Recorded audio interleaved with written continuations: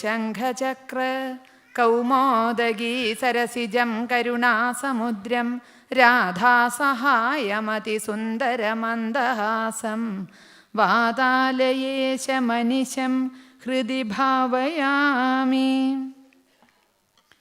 ആരാധ്യരായ ഭക്തജനങ്ങളെ, പ്രിയ സുഹൃത്തുക്കളെ, ഒരുപാട് അഭിമാനത്തോടെ, സന്തോഷത്തോടെ, ആശ്വാസത്തോടെ, അങ്ങനെ എന്തൊക്കെയോ പറയാം ഈ വേദിയിൽ നിൽക്കുമ്പോൾ. എന്തുകൊണ്ട് അഭിമാനം തോന്നുന്നു? എൻ്റെ ഓർമ്മയിൽ ഞാൻ ആദ്യമായി 2 വാക്ക് സംസാരിച്ചത് 1971 ഇന്ത്യ പാകിസ്ഥാൻ യുദ്ധത്തിൻ്റെ അവസാനത്തിൽ ഇന്ത്യ വിജയിച്ച ശുഭനിമിഷത്തിൽ പെട്ടെന്ന് വിദ്യാലയത്തിൽ തട്ടിക്കൂട്ടിയ ഒരു പരിപാടിയിൽ എൻ്റെ അധ്യാപിക കൂടിയായ എൻ്റെ അമ്മ എഴുതി തന്ന 4 വരി അർത്ഥമറിയാതെ കാണാതെ പഠിച്ചാണ് ആദ്യമായി ഒരു വേദിക്ക് മുന്നിൽ ഞാൻ ചെന്ന് നിന്നത്.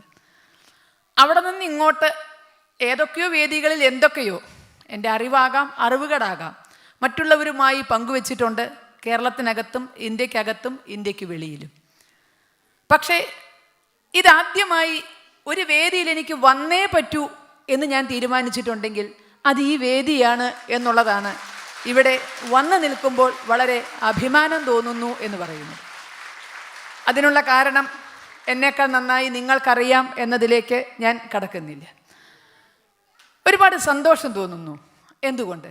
നേരത്തെ ഹരിയേട്ടൻ പറഞ്ഞതുപോലെ എല്ലാം ഭഗവാന്റെ നിശ്ചയമായിരുന്നിരിക്കാം. മെയ് മാസം 2-ാം തീയതി നടക്കേണ്ടിയിരുന്ന ഈ പരിപാടി ഗുരുവായൂരപ്പൻ തൻ്റെ ഭൂതഗണങ്ങളെ കൊണ്ട് എന്ന് പറയുന്ന വിധത്തിൽ തട്ടി നീക്കി ഈ മെയ് മാസം 31-ാം തീയതിയിലേക്ക് എത്തിച്ചിരിക്കുന്നു. ഇന്നത്തെ ദിവസത്തിന് ഒരു പ്രത്യേകതയുണ്ട്. ഇന്ന് ഛത്രപതി ശിവജി മഹാരാജുമായി ബന്ധപ്പെട്ട ഹിന്ദു സാമ്രാജ്യ ദിനമാണ് എന്നുള്ളതാണ് ഇന്നത്തെ ദിവസത്തിൻ്റെ പ്രത്യേകത. എങ്ങനെയൊക്കെയോ അതേ ദിവസത്തേക്ക് നമ്മുടെ സാമ്രാജ്യത്തിൻ്റെ തലസ്ഥാന നഗരിയിലേക്ക് ആ ഹിന്ദു സാമ്രാജ്യ ദിനത്തിൽ തന്നെ ഹിന്ദു ഐക്യവേദിയുടെ പ്രഥമ ഹിന്ദുമത പരിഷത്തിന് എത്താൻ സാധിച്ചു എന്നുള്ളത് ഗുരുവായൂരപ്പൻ്റെ നിയോഗം തന്നെയാണ് എന്നെനിക്കറിയാം. സന്തോഷം തോന്നുന്ന മറ്റൊന്ന്, ഒരുപക്ഷെ ഇത് മെയ് മാസം 2-ാം തീയതി നടന്നിരുന്നു എങ്കിൽ ഇത് വെറും ഒരു ഗുരുവായൂരപ്പ ക്ഷേത്രത്തിൻ്റെ നിർമ്മിതിയിൽ അവസാനിക്കുന്ന ഒരു പരിപാടി ആയി മാറുമായിരുന്നു.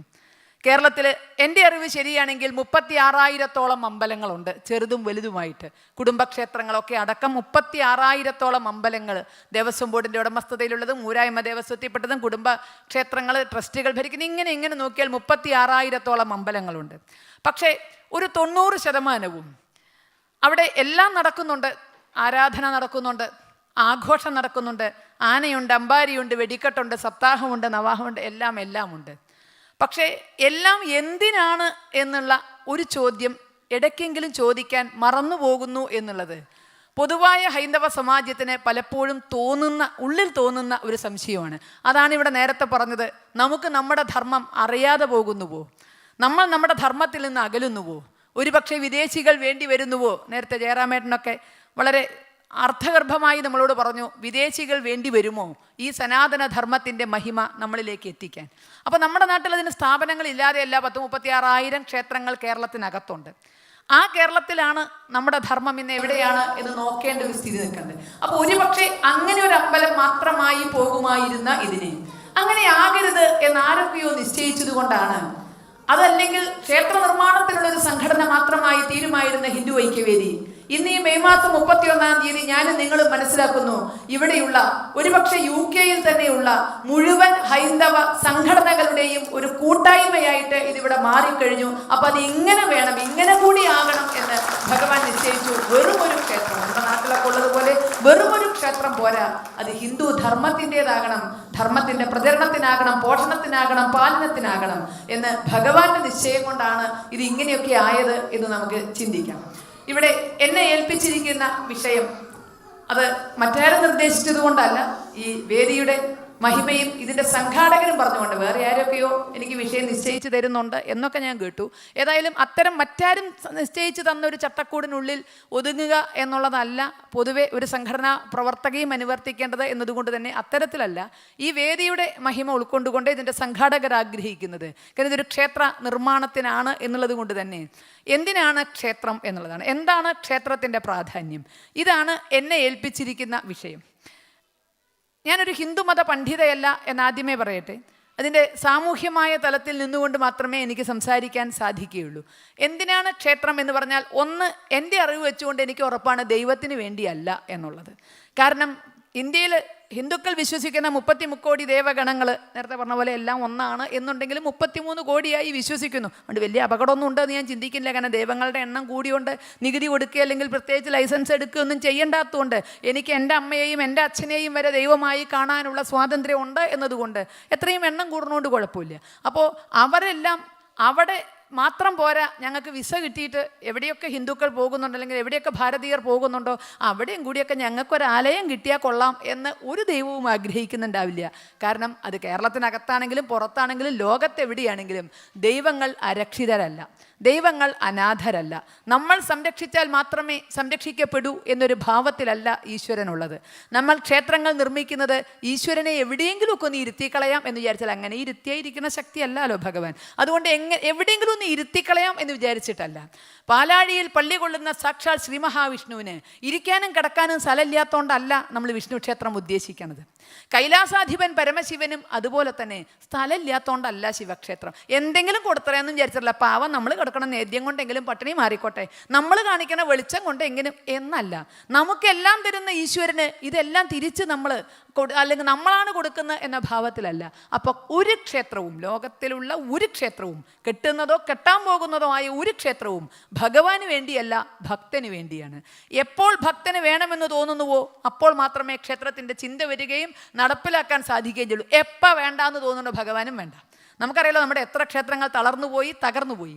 അതിൻ്റെ ചരിത്രം, നീണ്ട ചരിത്രം കാഴ്ച നമ്മുടെയൊക്കെ മുന്നിലുണ്ട്. എൻ്റെയും നിങ്ങളുടെയും കുട്ടിക്കാലത്ത് കല്ലുമ്മ കല്ലില്ലാത്ത ക്ഷേത്രം, ഞാൻ മലബാറിൽ വരണം, അതുകൊണ്ട് കല്ലുമ്മ കല്ലവശേഷിക്കാതെ തകർന്നു പോയ ക്ഷേത്രങ്ങൾക്ക് മുന്നിൽ നിന്ന് നെടിവീർപ്പോടുകൂടി എന്തിനെയാണ് തൊഴുന്നത് എന്നറിയാതെ 2 കൈയും കൂട്ടിപ്പിടിച്ചാണ് നമ്മളൊക്കെ ഭക്തിയുടെ ബാലപാഠങ്ങൾ ചവിട്ടിക്കയറിയത്. എപ്പോൾ ഭക്തന് വേണ്ട എന്ന് തോന്നുന്നുവോ അപ്പോൾ ക്ഷേത്രം ഭഗവാനും വേണ്ട. അപ്പോൾ ക്ഷേത്രം നമുക്ക് വേണ്ടിയാണ്, ഭഗവാന് വേണ്ടിയല്ല എന്നുള്ളതാണ് ഏറ്റവും ആദ്യത്തെ ചിന്ത. ഭഗവാന് വേണ്ടിയാണെങ്കിൽ ഈ സാഹസമൊന്നും എടുക്കണ്ട. ഏത് ഭഗവാനും, ലണ്ടനിൽ ഇവിടെ ഒരു ക്ഷേത്രം വേണം എന്ന് ഗുരുവായൂരപ്പൻ തീരുമാനിച്ചാൽ അതിനിവിടുത്തെ ഹിന്ദു ഐക്യവേദി വേണ്ട, നമ്മളാരും വേണ്ട, അല്ലേ? ഭഗവാൻ അങ്ങോട്ട് ഓം ക്രീം എന്ന് പറഞ്ഞിട്ട് വലത്തെ കൈ ഒന്ന് ഇങ്ങനെ അങ്ങോട്ട് ആക്കിയാൽ ശ്രീരംഗം ക്ഷേത്രം പോലൊരു ക്ഷേത്രം ഇവിടെ പടുത്തുയർത്താനൊക്കെ സാധ്യതയുള്ള ശക്തിയാണ് ശ്രീ ഗുരുവായൂരപ്പൻ എന്ന് നമുക്കറിയാം. പക്ഷേ ലോകത്തൊരിടത്തും അങ്ങനെ ഒരു അമ്പലം ഉയർന്നിട്ടില്ല. സ്വയംഭൂവായ ധാരാളം വിഗ്രഹങ്ങളുണ്ട്, പക്ഷെ സ്വയംഭൂവായ ഒരു ക്ഷേത്രവും എൻ്റെ അറിവിൽ ഇതുവരെ ഉണ്ടായിട്ടില്ല. അമ്പലം വേണോ? ഭക്തൻ തീരുമാനിക്കണം, ഭക്തൻ നടക്കണം, ഇരക്കണം, തുരക്കണം, കല്ല് ചുമക്കണം, എല്ലാം ചെയ്യേണ്ടി വരും. അങ്ങനെ മാത്രമേ ക്ഷേത്രം ആവുകയുള്ളൂ. അപ്പോൾ ഭക്തന് വേണ്ടിയുള്ളതാണ് ക്ഷേത്രം. ഇതാണ് ഈ ക്ഷേത്രത്തിൻ്റെ നിർമ്മാണത്തിലേക്ക് കാലെടുത്ത് വയ്ക്കുമ്പോൾ നമ്മുടെ മനസ്സിൽ ആദ്യം വേണ്ടത്. ഇനി ഇത് തുടക്കമാണ്. ഇത് ആരംഭശൂരത്വം കൊണ്ട് നിൽക്കുമോ, ഇത് വിജയിക്കുമോ, ഇത്തരം സംശയങ്ങളൊക്കെ നമ്മുടെ ഭാഗത്ത് നിന്ന് വരാം. ഏതായാലും സാമ്പത്തിക സമാഹരണം ശരിക്കും ഐശ്വര്യമുള്ള കൈകൊണ്ട് തുടങ്ങി വെച്ചു. അതിൻ്റെ മുന്നോടി പോന്നപ്പോൾ സാമ്പത്തികമായ കാര്യം ഭംഗിയായി എന്ന് പറയും. പക്ഷേ സമ്പത്തിനപ്പുറം എനിക്ക് പറയാൻ സാധിക്കും, ഞാൻ കഴിഞ്ഞ ഒരാഴ്ചയായി ഇവിടെയുണ്ട്. ഈ ഒരാഴ്ചയും ഇവിടെ മുതലല്ല, ഇങ്ങനൊരു പരിപാടിക്ക് എന്നെ വന്ന് ക്ഷണിച്ച ആദ്യ നാൾ മുതൽ എനിക്കറിയാം ഈ പരിപാടി വിജയിക്കും എന്നുള്ളത്. എന്നെ വിളിച്ചു എന്നുള്ളതുകൊണ്ടല്ല കേട്ടോ, എന്നെ വിളിച്ചുകൊണ്ടായിരിക്കാം നിങ്ങൾക്ക് ചിലപ്പോൾ ഇടയിൽ ചില വിഘ്നങ്ങളൊക്കെ വന്നത് എന്ന് എന്നേക്കാൾ നന്നായിട്ട് നിങ്ങൾക്കറിയാം. അപ്പോൾ എന്നെ വിളിച്ചു എന്നുള്ളതല്ല ഞാൻ ഇതിൽ ഏറ്റവും വലിയ മഹിമയായിട്ട് കാണുന്നത്. ഇവിടെ ഹിന്ദു ഐക്യവേദിക്ക് പിന്നിൽ പ്രവർത്തിക്കുന്നവർ അവർ നേതാക്കളല്ല എന്നുള്ളതാണ് ഞാൻ മനസ്സിലാക്കിയ ഒന്നാമത്തെ സത്യം. ഈ ഒരാഴ്ച കാലവും അല്ലെങ്കിൽ ഇതിന് വിളിച്ച നാൾ മുതലും ഈ ഒരാഴ്ചയെ ഞാൻ കണ്ടുകൊണ്ടിരിക്കുന്നു, ആരും ആജ്ഞാപിക്കുന്നവരല്ല. നമുക്ക് മുന്നിൽ കാണുന്ന ഈ അമ്പലം, അപ്പോൾ ഇവിടെ ശരിക്കും പറഞ്ഞാൽ ഹിന്ദു ഐക്യവേദിയിൽ സ്ഥപതികളുണ്ട്, ശില്പികളുണ്ട്, തന്ത്രികളുണ്ട്, എല്ലാം അവർ തന്നെയാണ്. നമുക്ക് ചിന്തിക്കാൻ കഴിയുമോ? ഒന്നും കൂടെ നിൽക്കല്ല. അമ്പലം ഉണ്ടാക്കിയത് ഹിന്ദു ഐക്യവേദിയുടെ ഭാരവാഹികളാണ്. നോട്ടീസ് തയ്യാറാക്കുന്ന ഹിന്ദു ഐക്യവേദിയുടെ ഭാരവാഹികളാണ്. കഴിഞ്ഞില്ല, നോട്ടീസ് വീടാന്തരം കൊണ്ടുപോയി ഇടുന്നത് ന്യൂസ് പേപ്പർ ബോയുടെ പോലെ ഇത് വീട് വീടാന്തരം കൊണ്ടുപോയി ഇടുന്നത് ഹിന്ദു ഐക്യവേദിയുടെ തലപ്പത്തിരിക്കുന്നവരാ, കസേര പിടിച്ചിരുന്നത് അവരാ. ചുരുക്കി പറഞ്ഞാൽ അരങ്ങിലും അണിയറിൽ. ഒരുപക്ഷെ ഇന്ന് വീട്ടിലിരിക്കുന്ന ഭാര്യമാരുടെയൊക്കെ നിർബന്ധം കൊണ്ടായിരിക്കാം പലരും വൈറ്റ് ആൻഡ് വൈറ്റ് ഒക്കെ ഇട്ട് അല്ലേ, ഒരു ഞങ്ങളൊക്കെയാണെന്ന് തോന്നിക്കോട്ടെ എന്ന ഭാവത്തിൽ ചിലപ്പോൾ വന്നിട്ടുണ്ടാകുക. കാരണം അതല്ലെങ്കിൽ അണിയറയിൽ പ്രവർത്തിക്കാൻ മാത്രം ഇഷ്ടമുള്ള ഒരു പിടി ആളുകൾ. തീർച്ചയായും അത് ഇതിൻ്റെ ഏറ്റവും വലിയ സമ്പത്താണ് എന്നെനിക്ക് തോന്നുന്നു. അതുപോലെ തന്നെ ശിവന് എങ്ങനെയാണോ ശക്തി കൂടെ വേണ്ടത്, ശിവന് ശക്തി ഇല്ലെങ്കിൽ ശിവൻ പോലും ശവമാണ്, ഇകാരമാണ് സ്ത്രീലിംഗത്തെ സൂചിപ്പിക്കുന്നത്. ആ ഇകാരം ഇങ്ങോട്ട് എടുത്തു മാറ്റിയാൽ ശിവം ശവമാണ്. അപ്പോൾ ശക്തി പകർന്നു കൊടുത്തുകൊണ്ട് ഇടത്തരികത്ത് പാർവതീ ദേവി ഇല്ലെങ്കിൽ ഒരു ശിവനും പ്രവർത്തിക്കാൻ സാധിക്കില്ല. ഹിന്ദു ഐക്യവേദിയുടെ പ്രവർത്തകരിൽ നിന്ന് ഞാൻ മനസ്സിലാക്കിയ സത്യവും അവരോടൊപ്പം അവരുടെ പാർവതിമാർ ഞാൻ മുമ്പ് എന്ന് പറഞ്ഞ് കൂടെയുണ്ട് എന്നുള്ളത് തീർച്ചയായും ഈ പ്രവൃത്തി വിജയത്തിൽ എത്തിക്കും എന്നുള്ളതിന് ഒരു സംശയവുമില്ല. അതല്ലെങ്കിൽ ഞങ്ങളെ പെണ്ണുങ്ങളെ ഞങ്ങൾക്കല്ലേ നന്നായിട്ടറിയുക അല്ലേ. ഒരു ഇത്തിരി ഒന്ന് വൈകി വന്നാൽ നിങ്ങളെ ഉള്ളൂ ഈ നാട് നന്നാക്കാൻ, വേറെ പണിയൊന്നുമില്ല. അവനെൻ്റെ മക്കളെ നോക്കി കുട്ടികളെ നോക്കി കുടുംബത്തിരുന്നൂടെ, ബാക്കിയുള്ളവരെയൊക്കെ കണ്ടൂടെ എന്നൊക്കെ ചോദിച്ച് വേണമെങ്കിൽ ഒരു തുലാവർഷ മഴയൊക്കെ വീട്ടിലുണ്ടാക്കാം, ഇടിവെട്ടി മഴയൊക്കെ പെയ്യാം. അങ്ങനെ പെയ്താൽ സംഭവിക്കുക അതോടുകൂടി കുറച്ച് കഴിഞ്ഞാൽ അത്തരം പ്രവർത്തകർ പുറകോട്ട് പോരും എന്നുള്ളതൊരു സംഘടനാ പ്രവർത്തക എന്ന നിലയിൽ ഞാൻ മനസ്സിലാക്കിയ സത്യമാണ്. കാരണം പലരെയും ഞങ്ങൾ ആവേശത്തിൽ ചെറുപ്പത്തിലൊക്കെ കാണാറുണ്ട്. ഞാൻ പറയാറുണ്ട് ഇവരൊക്കെ നിന്ന നിലയിൽ ഹിന്ദുരാഷ്ട്രം ഉണ്ടാക്കുമോ തോന്നുന്നു. അത്ര ആവേശത്തോടെ പ്രവർത്തിക്കണ ചിലരെ കുറച്ചു കാലം കഴിഞ്ഞാൽ വെറും സന്ദർശകരാകും, അത് കഴിഞ്ഞാൽ വെറും സുഖാന്വേഷകരാകും, കുറച്ച് കഴിഞ്ഞാൽ കുറ്റം പറയണവരാകും. കാര്യം എന്താന്ന് പറഞ്ഞാൽ അപ്പോഴേക്ക് ഏതോ പാർവതി അവരുടെ കാല് കെട്ടിപ്പിടിച്ച് അവിടെ നിർത്തിയിരുന്നതിന് നിങ്ങൾ ഇവിടെ നിൽക്കിനി ബാക്കിയുള്ളവരൊക്കെ നടത്തട്ടെ എന്ന് പറയുമ്പോൾ അവർ ഇവിടെ തെറ്റിദ്ധരിക്കരുത്, ഇവിടെ പറയുന്ന പാർവതിയല്ല. അപ്പോൾ അത്തരത്തിൽ പുറകോട്ട് വലിക്കാനും ഞങ്ങൾക്ക് സ്ത്രീകൾക്ക് നല്ല കഴിവുണ്ട്. അപ്പം അങ്ങനെ വലിക്കാതെ ശിവന് ശക്തി എന്ന പോലെ കൂടെ നിൽക്കുന്ന കുടുംബാംഗങ്ങൾ ഈ ലക്ഷ്യം വിജയത്തിലെത്തുന്നത് വരെ ഇവരെ ഒരുമിച്ച് പ്രവർത്തിച്ചാൽ ഇത് സാധിക്കും. അവിടെ കൊണ്ട് മാത്രമല്ല, ഇന്നിവിടെ വന്നിരിക്കുന്ന ലണ്ടൻ്റെ വിവിധ ഭാഗങ്ങളിലുള്ള ഹൈന്ദവ സംഘടനകൾ ഒരേ മനസ്സായാണ് അവിടെ എത്തിയത്. എത്തിച്ചതിന് പിന്നിൽ മറ്റു പലരും ഉണ്ട് എന്നറിയാം. ഒരു പക്ഷേ 2-ാം തീയതി ആയിരുന്നു ഇങ്ങനെ എത്തുമായിരുന്നു എന്ന് എനിക്കറിയില്ല. ഇന്ന് വിവിധ ഹൈന്ദവ സംഘടനകൾ ഒരേ മനസ്സായിട്ട് ഇവിടെ എത്തിയിട്ടുണ്ട്. അപ്പോൾ ഇതൊക്കെ കാണിക്കുന്നത് ഇതിൻ്റെ വിജയത്തിലേക്കാണ്. അപ്പോൾ വിഘ്നങ്ങളൊക്കെ തീർന്നിട്ടുണ്ട്. അവിടെയാണ് നമ്മൾ എന്തിന് എന്നൊക്കെ ചിന്തിച്ചിട്ട് കാര്യമുള്ളൂ. അപ്പോൾ ഭഗവാന് വേണ്ടിയല്ല, ഭക്തന് വേണ്ടി നമ്മളൊരു ക്ഷേത്രം നിർമ്മിക്കാൻ തയ്യാറാകുന്നു. ഇവിടെ നേരത്തെ പറഞ്ഞ നിർമ്മാണം വളരെ എളുപ്പം കഴിയും. എനിക്ക് പറയാനുള്ളത് അതിന് ശേഷം, നിർമ്മാണത്തിന് ശേഷം ഇതെന്തിന്, ഇതെങ്ങനെ, അത്തരം ചില കാര്യങ്ങളിലേക്ക് എൻ്റെ അറിവിൻ്റെ ഒരുപക്ഷെ ജീവിതത്തിൽ നിന്ന് പകർത്തിയെടുത്ത പുസ്തകത്തിൽ നിന്നല്ല അറിവ് നിങ്ങളുമായി പങ്കുവെക്കാനാണ് ഞാൻ ഈ വേദി പ്രയോജനപ്പെടുത്തുന്നത്. ഇത് ഇവിടെ യൂറോപ്പിൽ എന്നേക്കാൾ നന്നായി ഒരു പക്ഷേ ലണ്ടനിലും പരിസര പ്രദേശത്തും ഒക്കെ തന്നെ നിങ്ങൾ കണ്ടിട്ടുള്ളൊരു യാഥാർത്ഥ്യം ഉണ്ടാകും. അത് യൂറോപ്പിൽ മാത്രമല്ല, ഒരു പക്ഷേ അമേരിക്കയിലും ഓസ്ട്രേലിയയിലും ഒക്കെ സംഭവിക്കുന്നു. പല ആരാധനാലയങ്ങളും വിൽക്കപ്പെടുന്നു. വളരെ താല്പര്യത്തോടു കൂടി നിങ്ങളൊരു ആരാധനാലയത്തിൻ്റെ തറക്കല്ലിടുമ്പോൾ, ഒരാരാധനാലയത്തിൻ്റെ ചിന്ത നിങ്ങളുടെ മനസ്സിൽ വരുമ്പോൾ നാളെ എന്നൊന്ന് മനസ്സിൽ കാണണം. ഉണ്ടാക്കാൻ വളരെ എളുപ്പമാണ്. അങ്ങനെ ഉണ്ടാക്കിയ ആരാധനാലയങ്ങളാണ് ഇന്ന് ഫോർ സെയിൽ ബോർഡ് വെച്ച് പലയിടത്തും ഇരിക്കുന്നത്. എന്തുകൊണ്ട്? അടുത്ത തലമുറ അല്ലെങ്കിൽ അവരിലേക്ക് ഇത് എന്തിന് എന്ന് എത്തിക്കാൻ സാധിക്കാത്തതിൻ്റെ ബാക്കി. നമുക്ക് കേരളത്തിലും അറിയാം, ഒരു കാലത്ത് നമ്മുടെ ക്ഷേത്രങ്ങളൊക്കെ തളർന്ന് കിടന്നിരുന്നതിനും ഒരു പരിധിവരെ കാരണം അതാണ്. അപ്പോൾ ഇവിടെ മനസ്സിൽ ക്ഷേത്രം ഉയരുമ്പോൾ തൽക്കാലം നമ്മളത് കാർഡ്ബോർഡ് കൊണ്ടല്ല നിർമ്മിക്കുക. നമ്മളത് ഇതൊക്കെ ഉണ്ടാക്കിയതുപോലെ തന്നെ ഏതെങ്കിലും പെട്ടെന്ന് നശിക്കുന്ന വസ്തുക്കളെ കൊണ്ടല്ല നമ്മൾ ഉണ്ടാക്കുക. കാരണം എന്തുകൊണ്ട്? ഒരു ക്ഷേത്രത്തിൽ വിഗ്രഹത്തിലേക്ക് ചൈതന്യം പ്രസരിപ്പിക്കുമ്പോൾ, പ്രവഹിപ്പിക്കുമ്പോൾ തന്ത്രിശ്രേഷ്ഠൻ നടത്തുന്നൊരു പ്രാർത്ഥനയുണ്ട്, അല്ലെങ്കിൽ ഒരു ആജ്ഞയുണ്ട്. ആജ്ഞാപിക്കാൻ അധികാരമുണ്ട്, പിതൃസ്ഥാനത്താണെന്നാണ് പറയുക. ഒരാജ്ഞയുണ്ട്, സൂര്യചന്ദ്രന്മാരുള്ള കാലത്തോളം ഈ ഗ്രാമത്തിൻ്റെ ദേവതയായി ഇവിടെ വിരാജിക്കണം. സൂര്യചന്ദ്രന്മാരുള്ള കാലത്തോളം, ലോകാവസാനത്തോളം. അതുകൊണ്ട് ആ ക്ഷേത്രങ്ങൾ ഉറപ്പിൽ കെട്ടണത്. അപ്പം നമ്മുടെ ക്ഷേത്രവും എന്നുവരെ നിൽക്കണം? ലോകാവസാനത്തോളം. തിരിച്ചടികളൊന്നും നേരിടാതെ, നമുക്ക് തന്നെ വേണ്ട എന്ന് തോന്നുന്ന ഒരവസ്ഥ വരാതെ, ലോകാവസാനം വരെ ഇതിനെ നിർത്താൻ സാധിക്കുമോ? അതതിൻ്റെ തുടക്കത്തിൽ നമ്മളൊരു വിത്ത് എങ്ങനെ മുള പൊട്ടുന്നു അപ്പോൾ അറിയാം അതിൻ്റെ കരുത്ത് എങ്ങനെയാണ്, വളർച്ച എങ്ങനെയാണ് എന്നുള്ളത്. അപ്പോൾ ഇവിടെ വിത്ത് നമ്മൾ നനവെച്ചിരിക്കുകയാണ്, കുഴിച്ചിട്ടിട്ട് പോലില്ല, നനവെച്ച് മുള വന്നിട്ട് വേണം നമുക്ക് കുഴിച്ചിടാൻ. അപ്പോൾ ഇവിടെ തീരുമാനിക്കണം എത്ര കാലത്തേക്ക് വേണ്ടിയാണ്. എത്ര കാലത്തേക്ക് എന്ന് പറയുമ്പോൾ കെട്ടിടത്തിൻ്റെ ഉറപ്പിൽ മാത്രം ചിന്തിച്ചാൽ പോരാ. ഇത് നിലനിർത്തുന്നത് സമാജമാണ്. ഈജിപ്തിൽ ഇന്നും ക്ഷേത്രങ്ങളുണ്ട്, നന്നായി അറിയാവുന്നവരാണ് ഇരിക്കുന്നവർ. തകരാത്ത ക്ഷേത്രങ്ങൾ ഇന്നും ഈജിപ്തിലുണ്ട്. സൂര്യക്ഷേത്രങ്ങളൊക്കെ വളരെ ശാസ്ത്രീയമായി നിർമ്മിക്കപ്പെട്ട സൂര്യക്ഷേത്രങ്ങളുണ്ട്. നമ്മുടെ നരസിംഹത്തിനോട് സമമായി പറയാവുന്ന നാരീസിംഹം എന്ന് പറയാവുന്ന സ്ത്രീയുടെ ശരീരവും സിംഹവും കൂടിച്ചേർന്ന സ്ഫിൻക്സ്, ആയിരക്കണക്കിന് സ്ഫിൻക്സുകൾ ഇന്നും ഈജിപ്തിലുണ്ട്. പക്ഷേ എല്ലാം വെറും വിനോദസഞ്ചാര കേന്ദ്രങ്ങൾ മാത്രം. അക്കാഡമിക് താല്പര്യത്തോടുകൂടി ചെല്ലുന്നവന് അവന് എന്തൊക്കെയോ കിട്ടാനുള്ള ഒരു കേന്ദ്രങ്ങൾ മാത്രം, പക്ഷേ ആരാധനയ്ക്കുള്ള കേന്ദ്രങ്ങളല്ല. ഇന്ന് ഗുരുവായൂരപ്പ ക്ഷേത്രം മനസ്സിൽ പ്രതിഷ്ഠിച്ച ലണ്ടനിലെ മലയാളികൾ ചിന്തിക്കുക, ഇത് നാളെ വിനോദസഞ്ചാര കേന്ദ്രമായി മാറണമോ, അതോ അക്കാഡമിക് താല്പര്യത്തോടുകൂടി വരുന്നവന് മുന്നിൽ മാത്രം വാതായനം തുറന്നു കൊടുക്കുന്ന ഒന്നായി നിലനിൽക്കണമോ? അങ്ങനെയും നിലനിൽക്കാം. അങ്ങനെ നിലനിന്നാൽ മതിയോ സൂര്യചന്ദ്രന്മാരുള്ള കാലത്തോളം?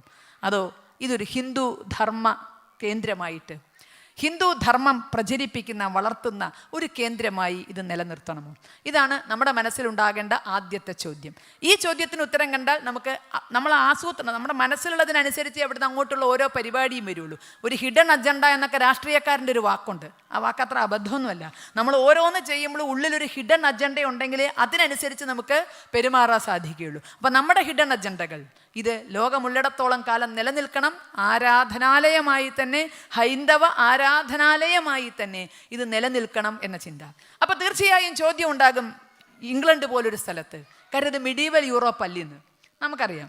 ഇവിടെ എല്ലാ മതങ്ങൾക്കും തുല്യ പരിഗണന നൽകുന്ന, എല്ലാ നാഗരികതകൾക്കും തുല്യ പ്രാധാന്യം നൽകുന്ന ഒരു മണ്ണാണിത്. ഇന്നലെകൾ നമുക്കെന്തോ അതിനെ ഇന്ന് നമുക്ക് അന്വേഷിക്കേണ്ട. ഇന്ന് എല്ലാവർക്കും തുല്യ പ്രാധാന്യവും തുല്യ അംഗീകാരവും തുല്യ ബഹുമാനവും കൊടുക്കുന്ന ഈ മണ്ണിൽ നമ്മൾ വന്നിട്ട് ഈ വിഭാഗീയത വളർത്തിയാൽ അത് മോശമല്ലേ? ഹിന്ദുവിൻ്റെ അമ്പലമാകണം, ഹിന്ദുത്വം പ്രചരിപ്പിക്കാനാകണം, ഹിന്ദുത്വം വളർത്താനാകണം എന്നൊക്കെ പറയുമ്പോൾ അത് തീർച്ചയായും ഈ നാടിൻ്റെ ഇന്നത്തെ ഒരു രീതിക്ക് വിരുദ്ധമാകില്ലേ? തീർച്ചയായും നമ്മൾ ഒരിക്കലും ഇവിടെ വരുന്നത് വിഭാഗീയമായ ചിന്താഗതി കൊണ്ടല്ല, ഇവിടെ എന്നല്ല, എവിടെയും. ഭാവിയിൽ ഹിന്ദുവിന് വേണ്ടി UK ഒരു കഷ്ണം മുറിച്ചു വാങ്ങാൻ വേണ്ടിയല്ല നമ്മൾ ഇന്നിവിടെ ഹിന്ദുവായി അല്ലെങ്കിൽ ഹിന്ദുവിൻ്റെ സ്ഥാപനത്തിന് തറക്കല്ലിടുന്നത്. കാരണം അത്തരത്തിൽ മുറിച്ചു വാങ്ങിയാൽ അതിൻ്റെ വേദന എന്താണെന്ന് ഏറ്റവും നന്നായി മനസ്സിലാക്കിയവർ ലോകത്ത് ഭാരതീയരാണ്. ഭാരതീയരെ പോലെ മറ്റാരും മനസ്സിലാക്കിയിട്ടില്ല. ഏതെങ്കിലും ഒരു മതവിഭാഗം വളരുകയും അതിൻ്റെ പേരിൽ ഞങ്ങൾക്ക് രാജ്യത്തിൻ്റെ ഒരു ഭാഗം വേണം എന്ന് പറഞ്ഞാൽ ഭാരതാംബയുടെ കരചരണങ്ങൾ അറുത്തുമാറ്റിയത്, അതിൻ്റെ ആ രക്തപ്പുഴയിൽ ആയിരങ്ങളുടെ ശവം ഒഴുകി നടന്നത് നമ്മൾ മറന്നിട്ടില്ല. അതുകൊണ്ട് തന്നെ ഒരിക്കലും അത്തരം ഒരു രൂപത്തിലേക്ക് വളരരുത് എന്ന് അനുഭവത്തിൽ നിന്ന് പഠിച്ചു എന്നതുകൊണ്ടല്ല, നമ്മുടെ പാരമ്പര്യവും ആ രൂപത്തിലുള്ളതാണ്. പാഴ്സികൾ ഇന്ത്യയിൽ അഭയം തേടിയ സമയത്ത് നമുക്കറിയാം, നമ്മൾ മനസ്സിലാക്കുന്ന ഒരു ചരിത്ര സത്യമുണ്ട്. പേർഷ്യയിൽ ഏകദൈവാരാധന നിലവിൽ വന്നപ്പോൾ അവർ പറയുന്ന ആരാധനാ രീതിക്ക് അപ്പുറം അഗ്നിയെ ആരാധിക്കാനോ അവരുടെ ആചാരങ്ങൾ നിലനിർത്താനോ സാധിക്കാതെ വന്നപ്പോൾ പേർഷ്യയിൽ നിന്ന് ഭാരതത്തിലേക്ക് ഓടി എത്തിയവരാണ് പാഴ്സികൾ. നമുക്കറിയാം, ജരദുഷ്ട്ര അല്ലെങ്കിൽ ജരദുഷ്ട്ര മതത്തിൻ്റെ അവകാശികൾ. അവർ ഭാരതത്തിൽ വന്നതുമായി ബന്ധപ്പെട്ട് നമുക്കറിയാവുന്ന ഒരു ചരിത്ര സത്യമുണ്ട്. അവർക്ക് അഭയം കൊടുക്കുമ്പോൾ ഭരണാധികാരികൾ സംശയിച്ചു, നിങ്ങൾ എത്തരത്തിലുള്ള ആളുകളായിരിക്കാം. ഈ സംശയത്തിന് അവർ കൊടുത്തൊരു ഉത്തരവുണ്ട്. അത് വാക്കുകളെ കൊണ്ടായിരുന്നില്ല. ഒരു ഗ്ലാസ് പാല് കൊണ്ടുവരാൻ പറഞ്ഞു, അത്രേ. ഒരു ലേശം പഞ്ചസാരയും കൊണ്ടുവരാൻ പറഞ്ഞു. ആ പഞ്ചസാര ആ പാലിലിട്ട് ആ സംഘത്തിൻ്റെ നേതാവ് ഇളക്കി. ഇതുപോലെ ആയിരിക്കും ഞങ്ങളിവിടെ എന്ന് പറഞ്ഞു. ഈ സമാജത്തിൽ ഞങ്ങൾ ഇഴുകിച്ചേരും, കൂടുതൽ മധുരം നൽകിക്കൊണ്ട്. ഒരിക്കലും വേറിട്ട് നിന്നുകൊണ്ടല്ല, പാലിന് പഞ്ചസാര ചേർക്കുമ്പോൾ കൂടുതൽ മധുരം തരുന്നത് പോലെ ഞങ്ങൾ ഈ നാടിനെ കൂടുതൽ പോഷിപ്പിക്കുകയുള്ളൂ. അന്ന് തൊട്ട് ഇന്ന് വരെ പാഴ്സികൾ ഭാരതത്തിലുണ്ട്. ഇന്ന് വരെ വിഘടനവാദം മുഴക്കിയിട്ടില്ല. ഞങ്ങൾ അരക്ഷിതരാണ് എന്ന ആക്ഷേപം പറഞ്ഞിട്ടില്ല. 0.5% താഴെയുള്ള പാഴ്സികൾ ഭാരതത്തിൻ്റെ മുഖ്യധാരയിൽ സജീവമാണെന്ന് എവിടെയും എന്തും. ജനറൽ മനേക്ഷയെ പോലെ ഭാരതത്തിൻ്റെ അന്തസ് ഉയർത്തിപ്പിടിച്ച മേധാവികൾ അങ്ങനെ എവിടെയും സ്വന്തം വ്യക്തിമുദ്ര പതിപ്പിച്ചുകൊണ്ട് അന്ന് ഭാരതത്തിലേക്ക് കടന്നു വന്ന ആ നേതാവ് എങ്ങനെയാണോ ഞങ്ങൾ ഭാരതമാകുന്ന പാലിൽ അലിഞ്ഞു ചേരുന്ന പഞ്ചസാരയാകും എന്ന് പറഞ്ഞത്, അതുപോലെ ഒരു സംശയവും വേണ്ട, ഈ UK എന്നല്ല ലോകത്തെവിടെയും ചെല്ലുന്ന നമ്മൾ ഓരോരുത്തരും ഇവിടുത്തെ പാലിന് ഇഴുകിച്ചേർന്ന് പഞ്ചസാര കൊണ്ട് മധുരം കൊടുക്കുന്നവരായിരിക്കണം എന്ന് നമുക്ക് നിർബന്ധമുണ്ട്. അതുകൊണ്ട് തന്നെ വിഭാഗീയതകൾക്ക് വേണ്ടിയല്ല നമ്മൾ ഇത്തരം, കാരണം അങ്ങനെ ഒരു രീതി ഭാരതത്തിന് ഇല്ല എന്നുള്ളത് കൊണ്ട്, ഹിന്ദുത്വത്തിന് തീരെയില്ല എന്നതുകൊണ്ട് ഈ നാടിനെ നമ്മൾ എങ്ങനെയൊക്കെ സഹായിക്കാൻ പറ്റുമോ, മാതൃഭൂമി, മാതൃഭൂമി പോലെ തന്നെ ഇന്നിത് നമ്മുടെ കർമ്മഭൂമിയാണ്. ആ മാതൃഭൂമിയെ എങ്ങനെയാണോ സ്നേഹിക്കേണ്ടത് അതുപോലെ കർമ്മഭൂമിയെയും സ്നേഹിക്കാൻ നമ്മളെ ആരും പഠിപ്പിച്ചു തരണ്ട. അത് സ്നേഹിച്ചുകൊണ്ട് തന്നെയായിരിക്കും നമ്മൾ നമ്മുടെ വ്യക്തിത്വം നിലനിർത്തി കൊണ്ടുപോകുന്നത്. അങ്ങനെയെങ്കിൽ ഇവിടുത്തെ വ്യക്തിത്വത്തിൽ അലിഞ്ഞു ചേർന്നാൽ പോരെ. നമുക്കറിയാം, ഈ നാടിന് ഒരുപാട് മഹിമകളുണ്ട്.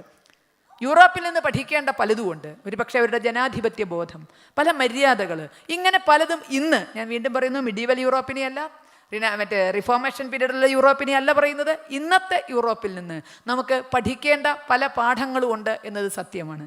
പക്ഷേ യൂറോപ്പിന് ഇല്ലാത്ത ചിലത് നമ്മുടെ കയ്യിലുമുണ്ട്. അങ്ങോട്ടും ഇങ്ങോട്ടും കൊടുക്കേണ്ട ഒരു കാര്യമുണ്ട്.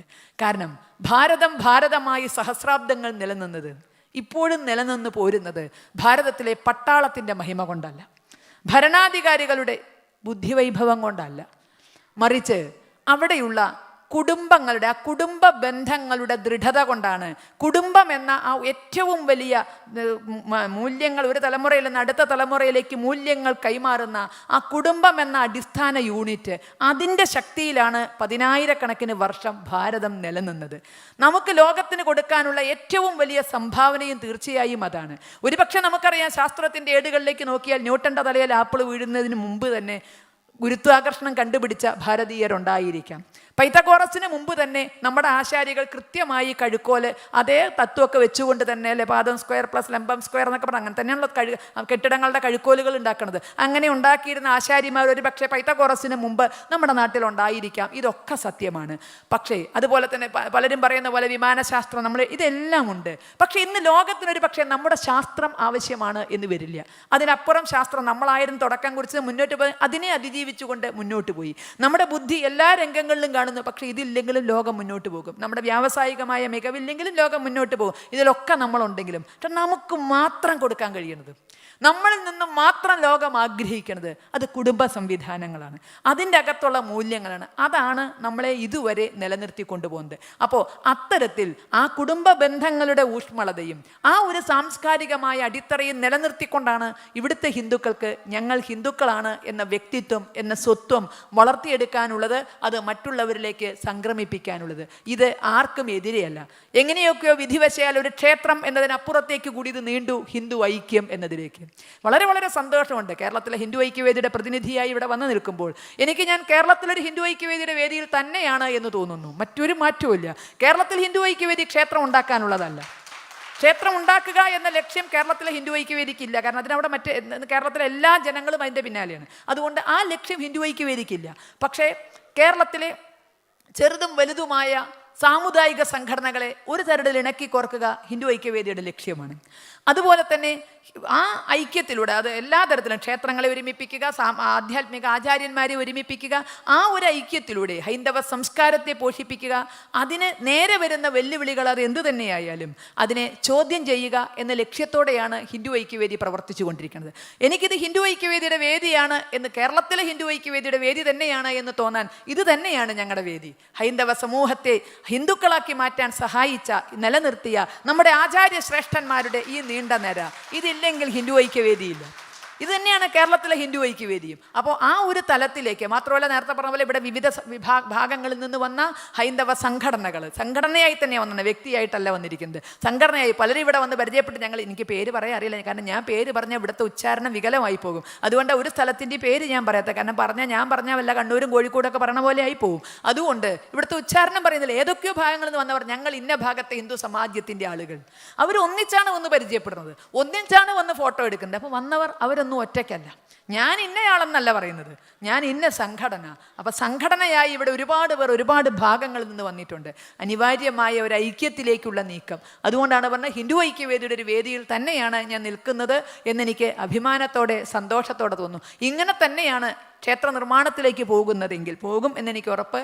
അവിടെ ആ ക്ഷേത്രം നേരത്തെ പറഞ്ഞ നമ്മുടെ എല്ലാ ലക്ഷ്യങ്ങളും ഹിന്ദു ധർമ്മത്തിൻ്റെ പാലനത്തിനും പോഷണത്തിനും ഒക്കെ പറ്റുന്ന ഒരു കേന്ദ്രമായി മാറണം. ഇത് ഞാൻ വേദനയോടുകൂടി പറയട്ടെ, കേരളത്തിലെ അവസ്ഥയിൽ നിന്നാണ് പറയണത്. മാറണം എന്നൊക്കെ പറയണത്. ഞാൻ നേരത്തെ പറഞ്ഞ 36,000 അമ്പലങ്ങൾ കേരളത്തിലുണ്ട്. പക്ഷേ ഒരനുഭവം ഞാൻ നിങ്ങളുമായിട്ട് പങ്കുവെക്കാം. ഈ കഴിഞ്ഞ ഏപ്രിൽ മാസത്തിൽ എറണാകുളം മേഖലയിൽ ഭാരത് സ്കൗട്ട്സ് ആൻഡ് ഗൈഡ്സിൻ്റെ ഒരു ക്യാമ്പ് നടന്നു. സ്കൗട്ട് ആൻഡ് ഗൈഡ്സ് എല്ലാവർക്കും അറിയാം, വിശദമാക്കി തരണ്ട. വിദ്യാർത്ഥികൾക്കിടയിൽ പ്രവർത്തിക്കുന്ന ഒരു സന്നദ്ധ സംഘടന. ഒരു സമ്മർ ക്യാമ്പ് ഏപ്രിൽ മാസത്തിൽ നടന്നു, സ്കൂൾ അടച്ചപ്പോൾ. സ്കൗട്ട് ആൻഡ് ഗൈഡ്സിൻ്റെ നിയമാവലി അനുസരിച്ച് ഇത്തരം ക്യാമ്പുകളിൽ അവർക്ക് സർവ്വമത പ്രാർത്ഥന നടത്തണം. സർവ്വമത പ്രാർത്ഥന എന്ന് പറഞ്ഞാൽ ഇപ്പോൾ കേരളത്തിലേക്ക് സ്കൂളുകളിൽ ചെല്ലണമാതിരി വാലും തലയില്ലാതെ ഒരു ദൈവത്തിൻ്റെയും പേര് പറയാതെ, കാരണം അങ്ങനെ പറഞ്ഞാൽ മതേതരത്വം പോകുന്നതാണ്. അതുകൊണ്ട് വാലും തലയൊന്നും ഇല്ലാതെ ചില പ്രാർത്ഥനകൾ ഞങ്ങളിങ്ങനെ സ്കൂളിലേക്ക് വേണ്ടി റെഡിയാക്കാറുണ്ട്. ചെല്ലണോൻ്റെ മനസ്സിലും ഭക്തി ഉണ്ടാവാറില്ല, കേൾക്കണോൻ്റെ മനസ്സിലും ഭക്തി ഉണ്ടാവാറില്ല. അതങ്ങനെ ഒരു തലയ്ക്ക് ഇങ്ങനെ പറഞ്ഞു പോകുന്നു മാത്രമേ. അല്ലേ, ഭാരതം എൻ്റെ രാജ്യമാണെന്ന് ഇങ്ങനെ 1ാം ക്ലാസ് മുതൽ പറഞ്ഞു, അതേമാതിരി ഒരു തലക്കിൽ ഇങ്ങനെയാണ് പറഞ്ഞു പോകും ഞങ്ങൾ. അങ്ങനെ പാടിപ്പോകുന്ന അതല്ല മതേതര പ്രാർത്ഥന എന്ന് ഇവർ മറ്റേ സർവ്വമത പ്രാർത്ഥന എന്നതുകൊണ്ട് ഉദ്ദേശിക്കുന്നത്. അതിന് വേണമെങ്കിൽ മതേതര പ്രാർത്ഥന എന്നൊക്കെ പേരിടാം. സർവ്വമത പ്രാർത്ഥന എന്ന് പറയുന്നത് നിശ്ചിത സമയം ഓരോ മതത്തിനും അനുവദിക്കും. 10 മിനിറ്റ് ആണെങ്കിൽ 10 മിനിറ്റ് ഹിന്ദുവിന്, 10 മിനിറ്റ് മുസ്ലിമിന്, 10 മിനിറ്റ് ക്രിസ്ത്യാനിക്ക്, 3 കൂട്ടരാണല്ലോ കേരളത്തിലുള്ളത്. അവരവരുടെ മറ്റേ ആരാധന നടത്തും, അല്ലെങ്കിൽ മറ്റേ പ്രാർത്ഥന നടത്തും. മറ്റുള്ളവർക്കൊന്ന് കാണാനും കേൾക്കാനുള്ളൊരവസരം. എന്താണ് ഞാൻ പറഞ്ഞത്, എൻ്റെത് മാത്രം എന്ന് പിടിച്ചിരിക്കാതെ ഇങ്ങനെയും ചില സംഗതികളൊക്കെ ചുറ്റുമുണ്ട് എന്ന് മനസ്സിലാക്കാനൊരു അവസരം. എല്ലാ മതങ്ങളോടും ഒരു ബഹുമാനം വളർത്തിയെടുക്കാൻ അത് ആവശ്യവുമാണ്. അപ്പോൾ അവർ ഈ സർവ്വമത പ്രാർത്ഥനയ്ക്ക് തയ്യാറായി. ഇവിടെ വന്ന കുട്ടികളിൽ 80% ഹിന്ദുക്കളായിരുന്നു. ഈ ഭാരത് സ്കൗട്ട് ആൻഡ് ഗൈഡ്സിൻ്റെ ക്യാമ്പിൽ വന്നവർ 80% ഹിന്ദുക്കളായിരുന്നു. ഒരു 20% മുസ്ലിങ്ങളും ക്രിസ്ത്യാനികളും കൂടിയുണ്ട്. അപ്പോൾ അവരോട് ചോദിച്ചു, ക്രിസ്തു മത പ്രാർത്ഥന ആര് നടത്തും? അവിടെ വന്ന മുഴുവൻ ക്രിസ്ത്യൻ കുട്ടികളും ഞാൻ തയ്യാർ, ഞങ്ങൾ തയ്യാർ എന്ന് പറഞ്ഞ് മുന്നോട്ട് വന്നു. ബൈബിൾ വായിച്ചാൽ പോരെ?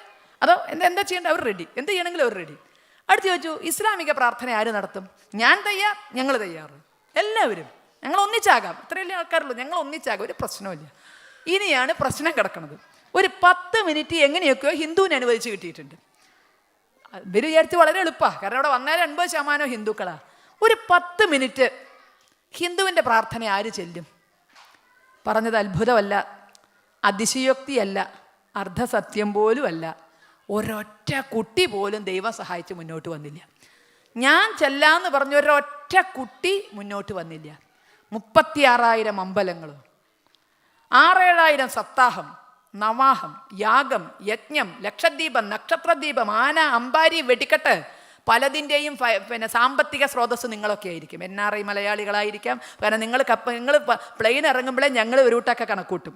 നിങ്ങൾ വന്നിറങ്ങുമ്പോൾ തന്നെ അല്ലേ ഞങ്ങൾ ചിലതൊക്കെ നാട്ടുകാർ കണക്കൂട്ടിയിട്ടുണ്ടാവും. നിങ്ങളെ ഇതാ ഇപ്പം പിടിക്കാം എന്നുള്ളത് ഒന്നുകിൽ സപ്താഹത്തിൻ്റെ ആകാം, അല്ലെങ്കിൽ മറ്റേതാകാം, അല്ലെങ്കിൽ ലക്ഷദ്വീപ്. ഇപ്പം പിടിക്കാച്ചിട്ടാണ് ഞങ്ങൾ ഇവിടെ ഇരിക്കുന്നത്. നിങ്ങളതുകൊണ്ട് ഇറങ്ങി കിട്ടിയാൽ മതി, പിടിച്ചാൽ മതി വെച്ചിട്ട്. അപ്പോൾ പലതിൻ്റെയും സാമ്പത്തിക സ്രോതസ്സുകൾ നിങ്ങളൊക്കെ ആയിരിക്കാം. ഇതൊക്കെ നടക്കുന്ന കേരളത്തിൽ ഞാനൊരു 10 മിനിറ്റ് നാമം ചെല്ലാം എന്ന് പറഞ്ഞിട്ട് ഒരു കുട്ടി വന്നില്ല. വേദമന്ത്രം ചൊല്ലാനല്ല വിളിച്ചത്. വേദമന്ത്രം ചൊല്ലണ്ട, ഉപനിഷത്ത് വാക്യങ്ങൾ പറയണ്ട, ഭാഗവതം വായിക്കണ്ട, ഗീത വായിക്കണ്ട, ഈവൻ ജ്ഞാനപ്പാന പോലും വേണ്ട. 5 അക്ഷരം നമശിവായ. ഒരു 10 മിനിറ്റ് ഒരു വല്ലാത്തൊരു അന്തരീക്ഷം ഉണ്ടാക്കിക്കൂടെ? ഒരു 5 അക്ഷരം. മാർക്കാണ്ഡേയൻ്റെ ആയുസ് തിരിച്ചു കൊടുത്ത നാമമല്ലേ? അതൊന്ന് ചെല്ലാൻ ഒരു ഹിന്ദു കുട്ടി ഉണ്ടായില്ല. പോട്ടെ, 5 അക്ഷരം നാക്കുളുക്കെങ്കിൽ ഉപേക്ഷിക്ക്, 4 അക്ഷരം മതി. നാരായണ. പ്രഹ്ലാദന്റെ ജീവൻ തിരിച്ചു കൊടുത്തതല്ലേ? ധ്രുവൻ ആഗ്രഹിച്ചതെല്ലാം കൊടുത്തതല്ലേ ഈ നാമം? ഒരു 10 മിനിറ്റ് ഇരുന്ന് ചെല്ലാൻ ഒരു കുട്ടി ഉണ്ടായില്ല. ഇനി 4 അക്ഷരവും വയ്യെങ്കിൽ വിടുക. ഇപ്പം എല്ലാം നമ്മൾ ക്യാപ്സ്യൂൾ പരുവത്തിലാക്കിക്കൊണ്ടിരിക്കല്ലേ, അതുകൊണ്ട് വിടുക. 2 അക്ഷരം രാമ. 2 അക്ഷരം. കാട്ടാളനായിരുന്ന, പിടിച്ചുപറിക്കാരനായിരുന്ന, കൊള്ളക്കാരനായിരുന്ന രത്നാകരനെ മാമുനിയായി, ആദ്യ കവിയായി വളർത്തിയെടുത്ത രാമനാമം അർത്ഥം പോലും അറിയാതെ മരാ എന്ന് ചൊല്ലിയിട്ട് ഇതൊക്കെ നേടിയെങ്കിൽ ആ രാമനാമം 10 മിനിറ്റ് ചൊല്ലാൻ ഒരു കുട്ടിയില്ല. സാക്ഷി 36,000 അമ്പലങ്ങൾ, 6,000-7,000 സപ്താഹം, നവാഹം, യാഗം, യജ്ഞം, ലക്ഷദ്വീപം, നക്ഷത്രദ്വീപം, എന്തൊക്കെയാണോ അതൊക്കെ. അപ്പോൾ അതാണ് ഞാൻ പറഞ്ഞത്. ഗുരുവായൂരപ്പൻ കൂടുതൽ ആഗ്രഹിക്കുന്നു നിങ്ങളിൽ നിന്ന്. മെയ് 2-ാം തീയതി വിഘ്നങ്ങളും വിലക്കുകളും ഇല്ലാതെ ഈ പരിപാടി നടന്നിരുന്നുവെങ്കിൽ ഈ ഗുരുവായൂർ ക്ഷേത്രവും അതിലൊന്നായി മാറുമായിരുന്നു. അതിൽ അവിടെ ഒരു 10% അല്ലാതെ വരുന്നുണ്ട് കേട്ടോ. ഇപ്പം മാറ്റങ്ങൾ വരുന്നുണ്ട്, പക്ഷേ ജനറലൈസ് ചെയ്ത് പറയുമ്പോഴാണ് അതുപോലൊന്നായി മാറുമായിരുന്നു. പൂജകൾ നടക്കും, ആരാധനകൾ നടക്കും. എനിക്ക് നന്നാവണേ, എൻ്റെ കുട്ടികൾക്ക് നന്നാവണേ, എൻ്റെ ഭർത്താവിന് നന്നാവണേ എന്നുള്ള ചൊല്ല്, അല്ലെങ്കിൽ എൻ്റെ ഭാര്യയ്ക്ക് നന്നാവണേ, ഞങ്ങൾക്ക് മാത്രം നന്നാവണേ എന്നൊക്കെയുള്ള ചിലപ്പോൾ ചില മറ്റേ ആഗ്രഹങ്ങളും ഭഗവാന് മുന്നിൽ സമർപ്പിച്ച് അത് അവിടെ തുടങ്ങി അവിടെ അവസാനം. എല്ലാം നടക്കില്ലേ എന്ന് വെച്ചാൽ എല്ലാം നടക്കും, പക്ഷെ എന്തിന് എന്നുള്ള ചോദ്യം ചോദിക്കാതെ നടന്നു പോകുമായിരുന്നു. ഭഗവാൻ ഉദ്ദേശിക്കുന്നു പോരാ, ഈ ലണ്ടനിൽ അങ്ങനെ പോരാ, നടന്നു പോയാൽ പോരാ, ഇത് എന്തിനാണോ അതിലേക്ക് തന്നെ ആയിരിക്കണം എന്ന ഭഗവാന്റെ നിശ്ചയം കൊണ്ടാണ് ഇതിൽ വിഘ്നങ്ങൾ വന്നതും ആർക്കൊക്കെയോ വരുത്താൻ തോന്നിയതും എന്ന് തോന്നുന്നു. അപ്പോൾ ആ എന്തിന് എന്നുള്ള ചോദ്യം വളരെ പ്രസക്തമാണ്. നമ്മുടെ ധാർമ്മികമായ കാര്യങ്ങൾ അത് അടുത്ത തലമുറയിലേക്ക് എത്തിച്ചില്ലെങ്കിൽ ഇതുകൊണ്ടൊന്നും ഒരു കാര്യമില്ല. ലോകത്തെ എത്ര അമ്പലം ഉണ്ടായി എന്നുള്ളിടത്തല്ല ഹിന്ദു ധർമ്മത്തിൻ്റെ മഹിമ. അപ്പോൾ അത് അമേരിക്കയിൽ ലോകത്തെ ഏറ്റവും വലിയ ക്ഷേത്രം ന്യൂജേഴ്സിയിൽ ഉദ്ഘാടനം ചെയ്യപ്പെടാൻ പോകുന്നു. നമ്മളങ്ങനെ വളരുകയാണ്. പക്ഷേ അടുത്ത തലമുറയിലേക്ക് ഇത് സംക്രമിപ്പിക്കാൻ കഴിഞ്ഞില്ലെങ്കിൽ, അവർക്കിതിൽ വിശ്വാസം ഉണ്ടാക്കാൻ കഴിഞ്ഞില്ലെങ്കിൽ, ഞാൻ വീണ്ടും പറയട്ടെ, ഈജിപ്തിലെ പോലെ നാളെ മ്യൂസിയങ്ങളായിട്ടോ സ്റ്റഡി സെൻറ്ററുകളായിട്ടോ ഇവ അധപ്പതിക്കും. അപ്പോൾ അതുണ്ടാകാതിരിക്കാനുള്ള പരിശ്രമം നമ്മുടെ ഓരോരുത്തരുടെയും ഭാഗത്തു നിന്നുണ്ടാകണം. പക്ഷേ അങ്ങനെ ചെയ്യുമ്പോഴാണ് നമുക്ക് ചില പ്രശ്നങ്ങളൊക്കെ വരുന്നത്. എന്തുകൊണ്ടാണ്? പ്രശ്നം ഒഴിവാക്കാനാണ്. നാട്ടിൽ ആഗ്രഹിക്കേണ്ടെന്നല്ല കേട്ടോ, പ്രശ്നം ഒഴിവാക്കാനാണ് ഇത്തരം കാര്യങ്ങളിലൊന്നും പോയിട്ട് നമ്മൾ തലയിടക്കണം. നമ്മളെല്ലാം പ്രശ്നങ്ങളിൽ നിന്ന് ഒഴിഞ്ഞു നിൽക്കാൻ ആഗ്രഹിക്കുന്നവരാണ്. ഹിന്ദു എന്ന പേര് കേട്ടാൽ ആ വഴിക്ക് പോവരുത് എന്നാണ് പൊതുവായി മലയാളി ഉണ്ടാക്കിയെടുത്തിരിക്കുന്ന ഒരു പ്രോട്ടോക്കോള് എന്ന് വേണമെങ്കിൽ പറയാം. ഞാൻ ചിന്തിക്കുന്നു, ആദരണീയനായ നമ്മുടെ സിനിമാ താരം ജയറാമേട്ടൻ വരെ ഒരു ലേശം കുടുങ്ങിപ്പോയോ എന്നൊരു സംശയം ഹിന്ദുമത പരിഷത്തിൽ വന്നപ്പോൾ ഇത് അവിടെ ഇപ്പോൾ ഉണ്ടാക്കിയെടുത്ത ഒരു സാമൂഹ്യ ബഹിഷ്കരണമെന്നോ അയിത്തമെന്നോ പറയാം. ഒരു ഹിന്ദു പൂജാരിക്കോ പുരോഹിതനോ പോലും ഹിന്ദുത്വം പറയാൻ പാടില്ല. അത് ഇവിടുത്തെ വിവാദങ്ങൾക്കിടയിലും ആരൊക്കെയോ പറഞ്ഞു കേട്ടു.